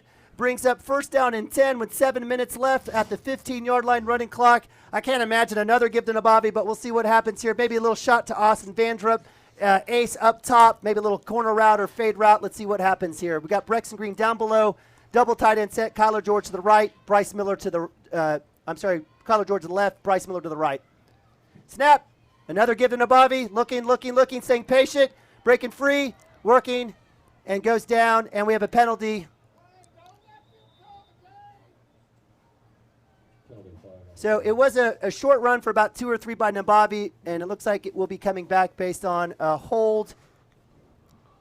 It's usually in the area of a hold. It is a hold. On the offense, 10-yard penalty, replay first down. So Colton Ogletree coming in for Brandon Collier. Nabavi is done. He's coming to the sideline as well. We've got TJ Roberts back in at running back. TJ's like, about time. Why are we letting wide receivers run the football? Give me the rock. We still have double tight end set. Oh, Bryce Miller is coming off. We have Mason Manning on, Kyler George off. So we're going trips right, Ace down below, Nabavi, TJ Roberts, pretty traditional standard formation here with Ben Harmon in shotgun formation, staring at a 1st and 20 from the 25 with 6:21 left here in the 4th quarter. Looks like a blitz snap, give to TJ Roberts, looking patient. He's able to break 1 tackle, but met. Great call there by the Red Devils. The blitzing linebacker was able to come in and slow him down. He is hurt as well, or lineman, I should say. That will bring up, with a short gain, actually no gain at all, it'll bring up 2nd down and 20 from the 25 with 5:57 left. I wonder if Coach will take another shot in the end zone here. Hey, I say let's give Austin. Austin last week was his first week back, and let's give him a chance to go up and get one in the end zone and just kind of get some comfort back going, catching the ball in the game. So trips right, Ace below. Looks like we've got a give to TJ Roberts up the middle. He's got a lane, moving his feet, shuffle, falls forward. Looks like a gain of about 4 or 5 yard line to bring up 3rd down and long. And I'm sure Shaq's thinking here is we've been blowing them off the line. We've been getting 10, 15 yards a pop on some runs. Let's just run the ball and keep that clock running and get to week 3 in the playoffs. Yeah, you're just saying that because you want the score to stay 45 I do. 6. All right, I love you. All right, here we go. Shotgun right. We've got TJ Roberts to the right. Same formation, trips right, Ace bottom. Coach calls a new play. Snap. Give to TJ up the middle. Nice shuffle. Woo! Woo! Little hurdle there by TJ over number 7. Christopher Hayes comes in low. The senior DB, or sorry, senior DB comes in, tries to hit TJ low.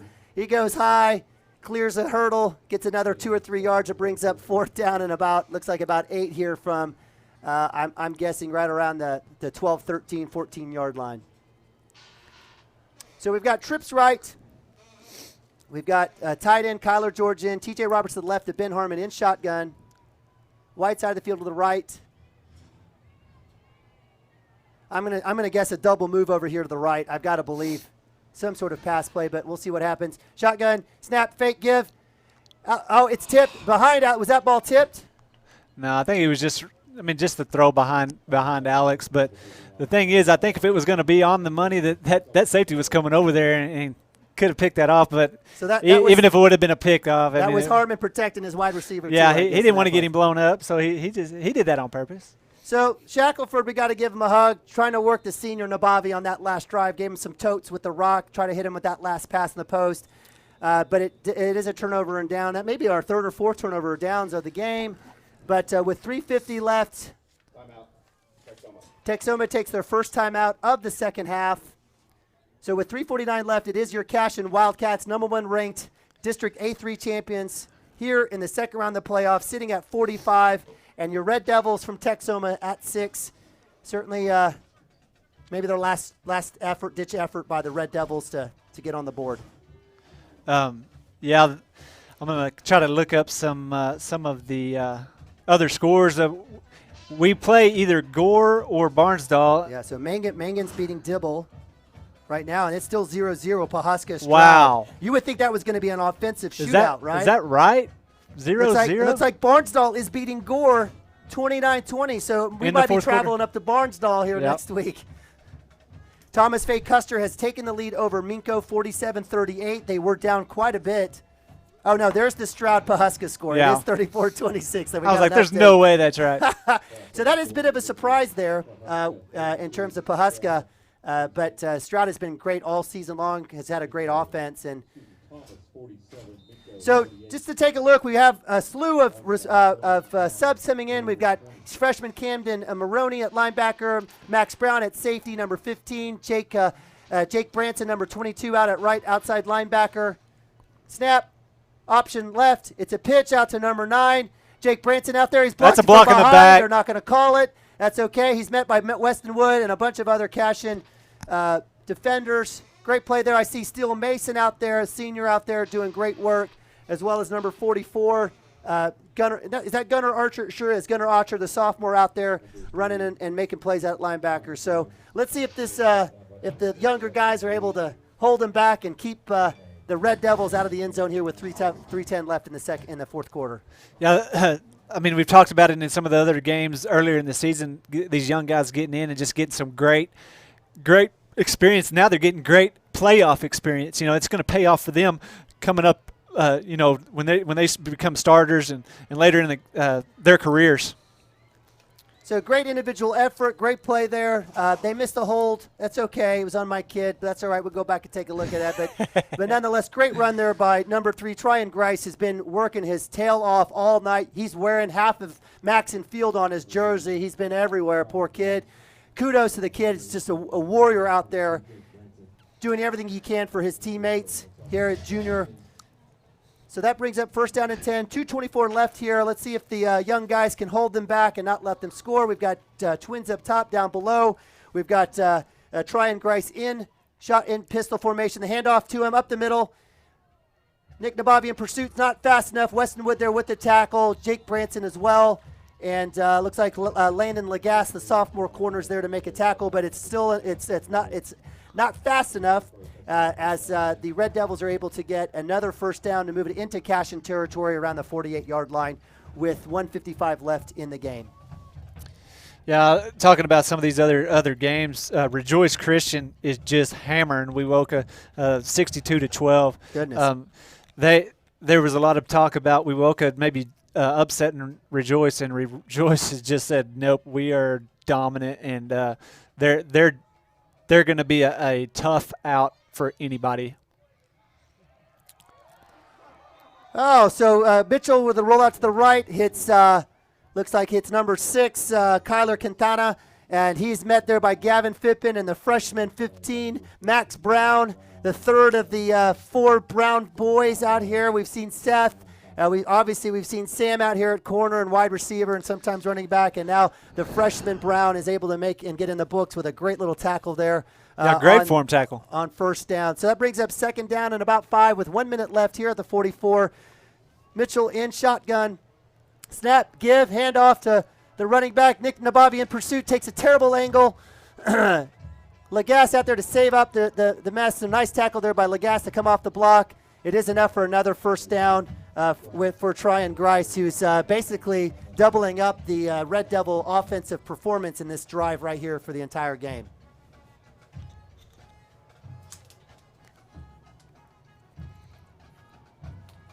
Yeah, like you said, Nick right there, he's going to learn from that for sure. The angle he took, he had him dead to rights, and he just took a bad angle, and the kid's fast and got around the edge there and got a big run for him.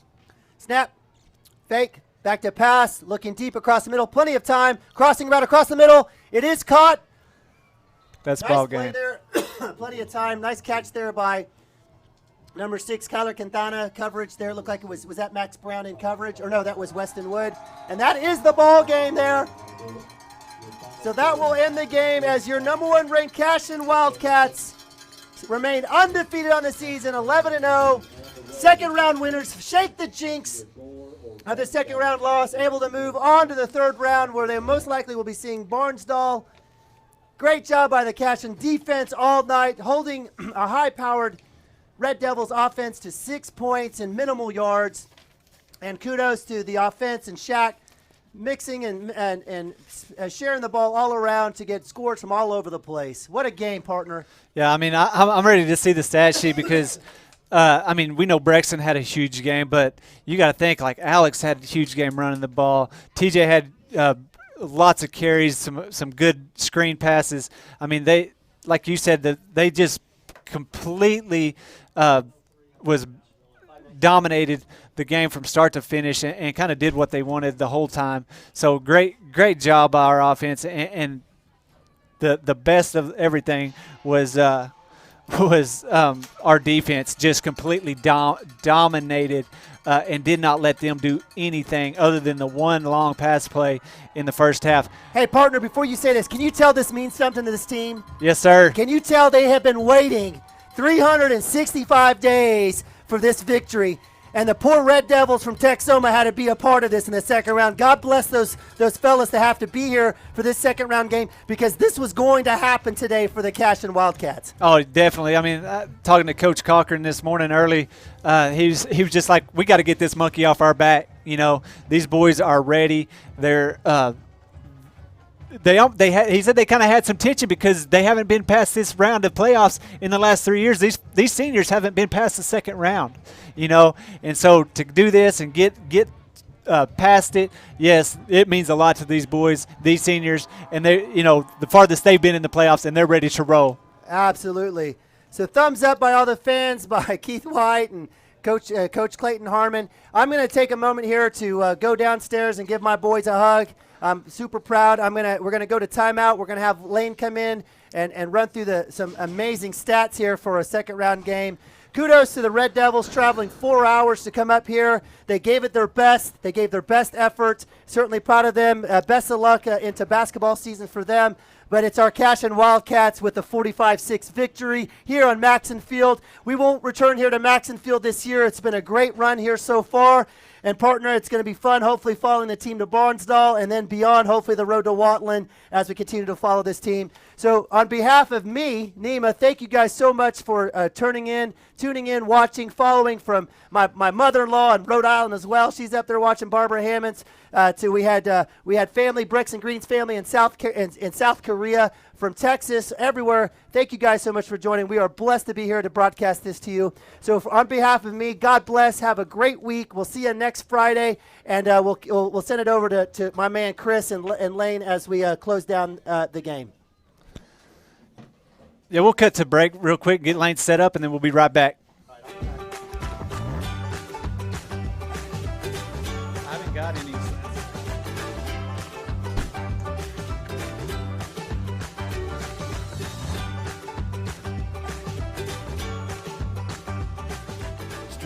pros with Squirtle Live. Find out more at squirtle.com/stream.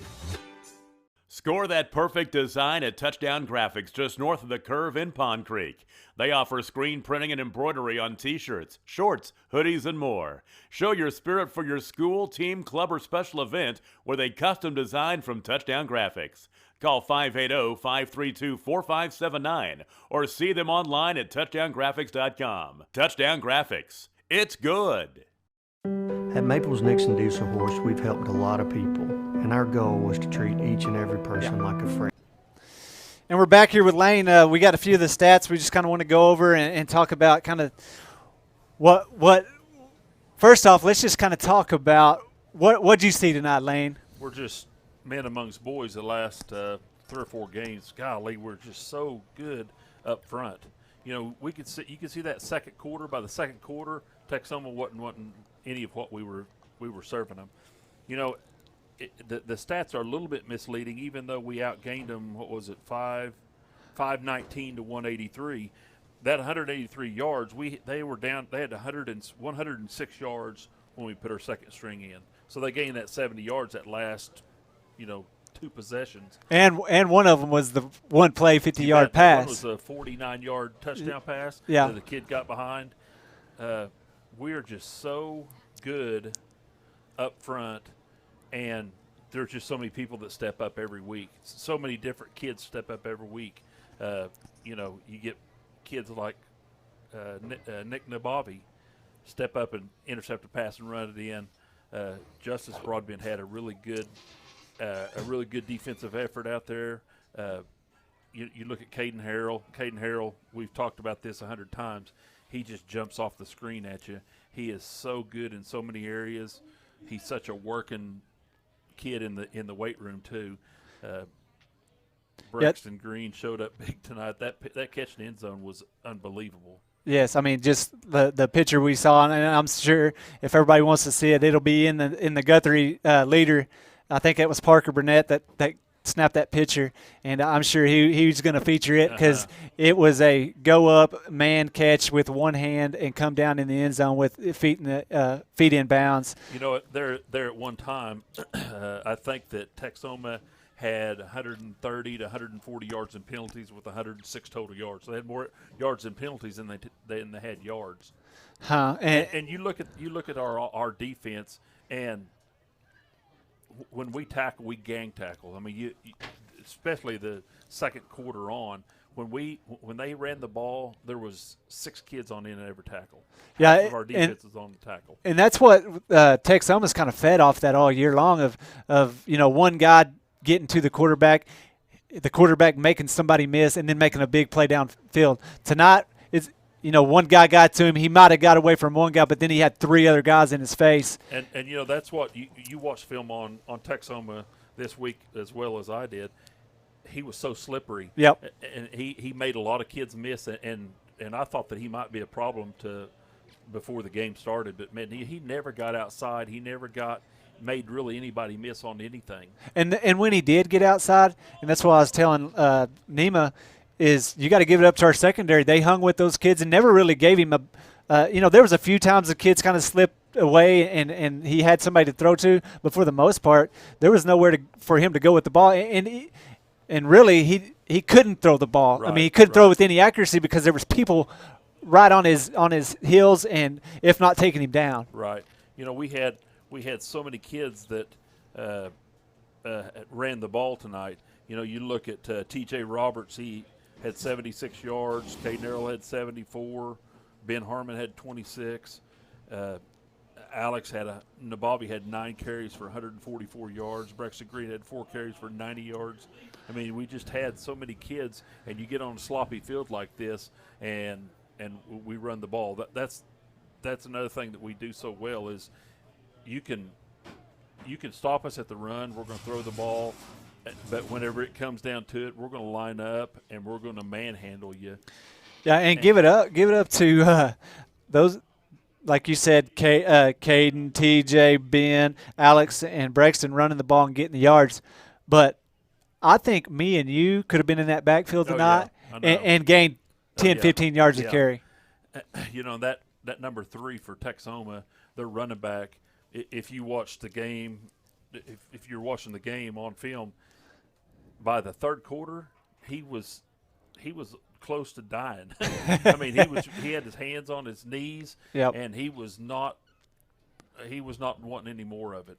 Yeah, and the thing is our both sides of the ball, offensively and defensively, our big boys up front just completely controlled what they wanted to do on both sides of the ball. Offense, I mean, we had guys blowing. Our front line was blowing holes so wide that, I mean, they're right, between the tackles, and kids were getting 5-10 yards before anybody even touched them. Right. In the locker room, but I have a chance to be in the locker room before the game to hear Coach Shack speak to him. 2 or 3 years ago, he was kind of a raw guy with these guys because there were some younger kids, but he is calm, cool in that locker room and just kind of challenging them to be the best that they can be and to leave a legacy. That's what he talked about tonight, leave a legacy that, my son, Grayson, my youngest son, the fourth grader, running around on the field, something that he can remember about these kids, and they are sure leaving a legacy right now. Yeah, definitely, and that's what's so awesome about this season, all the seniors, and we talked about these seniors haven't seen the third round of the playoffs. No, they haven't. Another thing that we've really been very fortunate with this team, we've got one kid that's been out for the season. I mean, Vandruff was out for the very first of the season, but he's back now. We've just had one kid that's been hurt that's on the sidelines, and that's very unusual for a Class A football team. When we played in the state finals 2 or 3 for a couple years in a row, we had 3 or 4 kids at the end of the year that was on the sidelines because it's just a grueling season when you're playing 14, 15 games. Well, and the one kid you're talking about is Hayden Aaron, but we have Kyle Jones out there too. That he was a huge contributor at the first year, and I'm not sure what happened, but he got his and he hasn't been in. But that's the thing, is those 2 boys right there would be all stars on almost any other team, and we lose them, and we hate to lose them. Right. But even at that, there's no slowdown, and Caden, Jacob Farrow, he was out there for 4 or 5 games right in the middle of the season, and he showed up big, hadn't he? The last oh my gosh! But I was talking to somebody earlier today about he went out. Justice Broadbent, your son, had, stepped up in and filled those shoes, and just I think opened the eyes to some of the coaches of like, man, Justice is a huge asset to this defense, and we can use him in other places when Jacob gets back. And since Jacob's been back, Justice has been all over the field. There was some extreme concern tonight whenever Caden Harrell was laying on the 25-yard line holding his ankle.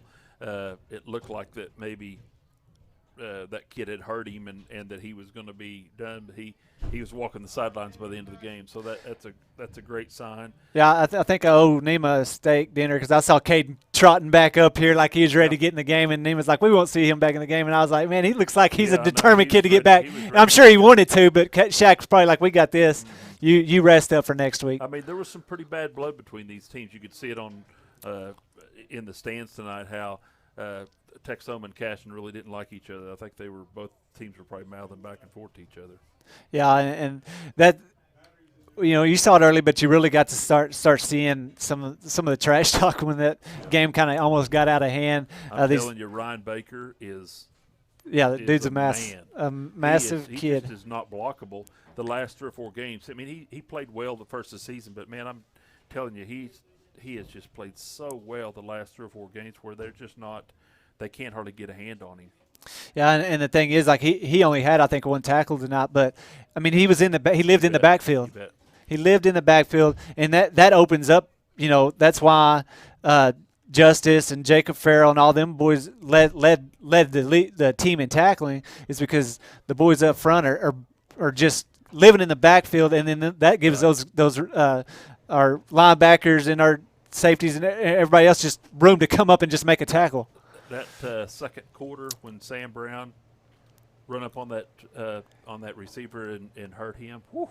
Yeah. And I'm telling you what, I've never seen Sam hit a kid that hard. And man, he lit him up. And the thing is, 15 years ago, 10 years, maybe even 5 years ago, that wouldn't have been a penalty. Yeah. That would not have been a penalty 5 years ago. Right. But this day and age, and the protecting kids and just kind of taking a big hit away from football, that was a penalty. But he made another really good tackle later on in the game where a kid, they kind of just tried to do a little bubble screen out there, and the kid tried to block Sam, and Sam wasn't having none of it and went straight by. We've talked about this often in these shows. It's hard to fathom how good Cashion's been the last 15 years. You look back and you look at these programs. You think, well, Morrison's had a good program. They can't compare to us. I'm talking last 15 years. I'm not talking about when they were dominant in 8-man football. But last 15 years, Stroud has kind of hung in there. Ringling's kind of hung in there. But there hadn't been a program in Class A football like Cashion that's won as consistent as they are. I think they're like 140, probably 148-30. I think since Shaq's been the head coach. It's unbelievable. That's quality. That's quality football for a long year time. In and year out. You bet. Well, we've kind of really recapped the game. So as far as next week going, it looks like we're going to be playing Barnesdall. Right. What is that, about 2.5 hour drive? Probably 2.5 to 3 hour drive, but. And I don't know exactly how the home and away works in the playoffs. I mean, I know we got the first 2 games, but and then it goes to odd even kind of a deal. Yeah, and so it's just kind of a luck of the draw if you get a home playoff game, but which we don't. Right. So we will be traveling to Barnesdall, which what'd you say, about 2.5 hour drive? Probably 3 hour drive, and you get into the quarterfinal football games in any class. You turn the ball over 2 or 3 times, and you're going to get beat, or you're going to have a chance to get beat. But I don't see how they're going to keep up with us. You get to Pawnee is probably the next team that's going to that if we win, we'll play in the semifinals. Pawnee will be a heck of a ball team, and then after that, you'll kind of take your chances in the state finals. Yeah, Rejoice. We looked at the score earlier. Rejoice just completely dominated 62-18. And it was like a 21-6 game at one time. I think. Oh, was it really? Uh-huh. And Ringling dominated Frederick. Ringling, this is, I think, their 9th week in a row that they've pitched a shutout. Man, they haven't haven't been to Ringling. No, I haven't. It's like taking a step back to 1975. I'm serious. It's old school football. Well, I mean, they sure got the defense figured out down there. That's for sure. Looking Barnesdall did beat Gore, so we will be going. Yeah, 29-26. So that was a heck of a game there. And Gore, they've kind of been ranked in the top 10 all year long, but they said that Thomas beat Minko. Oh, yeah. And it was Minko really kind of gave that game away. Paul Huska looks like they beat Stroud. I think Stroud was ahead 26-0. And then Paul Huska just came back. Yep. Well, that's kind of how the Paul Huska and Pawnee game was. Pawnee had gotten up pretty big on Paul Huska, and then Paul Huska came back with the fury in the second half. Just didn't have enough time to beat them. Paul Huska is going to be a big test. Rejoice will be a big test. But the good thing about it is all those teams are on the other side of the bracket. Pawnee won pretty handily tonight. They're a bunch of big physical kids. That'll be a war. Yeah. If we can get to them. And the thing is, Barnesdall, I mean, they're a good team, and like you said, you get to this point in the playoffs, every team is going to be decent, and you can't let, like you said, turnovers and you can't beat yourself, and you've got to go out there and win the game. And Texhoma traveled back to the game. Texhoma traveled real well tonight. They had there's a lot of people there. A lot of people. Their coaches said they left this morning at 9:30. Stopped in at Woodward and got out of the bus and stretched a little bit, and then come to Cashion. But they're going to have a long bus ride home. That number 3 is going to be filling over the next 2 or 3 weeks. I can tell you that. Yeah, no, that's no doubt. Okay, let's kind of wrap it up here. And one of the things me and Nima always kind of finish on is players of the game. I'm going to go ahead and do the offensive player game. I'll let you do defensive player game, and I think it's an easy choice tonight. Brexton Green just had a heck of a game.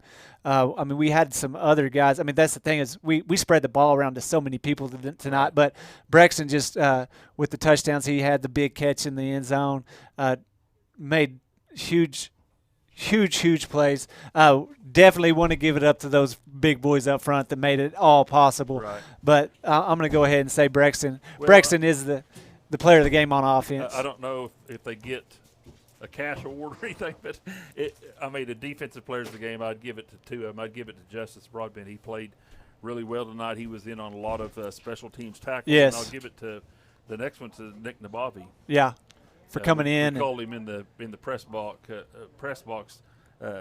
Nick Butkus. and that was a pretty special play that he intercepted and ran it in. Yep. He's going to be a heck of a player. You know, you just when you're around so many great kids like they are, they just kind of feed off each other. Whenever Nick's having to go up against some kids in practice, it'll make him a whole lot better when he gets a senior. Definitely. Nima has been down on the field with the family, just hugging and kissing on the family, and but he's back up here in the booth, and he kind of signed off earlier. Do you have anything else you want to add? No, they're pumped, but they're ready for the next round. Hey, he said they are pumped, but they are ready for the next round. So I think we all are. I think we're all happy to get this behind us, move on to the next round, and just prepare and get ready to travel. Oh yeah, this is the best time for any school. Football playoffs is the best. It's definitely. It's going to be fun. It's going to be a fun next 2 or 3 weeks, hopefully. Yep. All right. Well, I guess we will see everybody in Barnesdall next week. And for Nima and Lane, this is Chris, and we're signing out. Great game. Great. Another great victory for the Cashion Wildcats. They win tonight. It was 45-6 in the second round of the playoffs. Moving on to Barnesdall next week.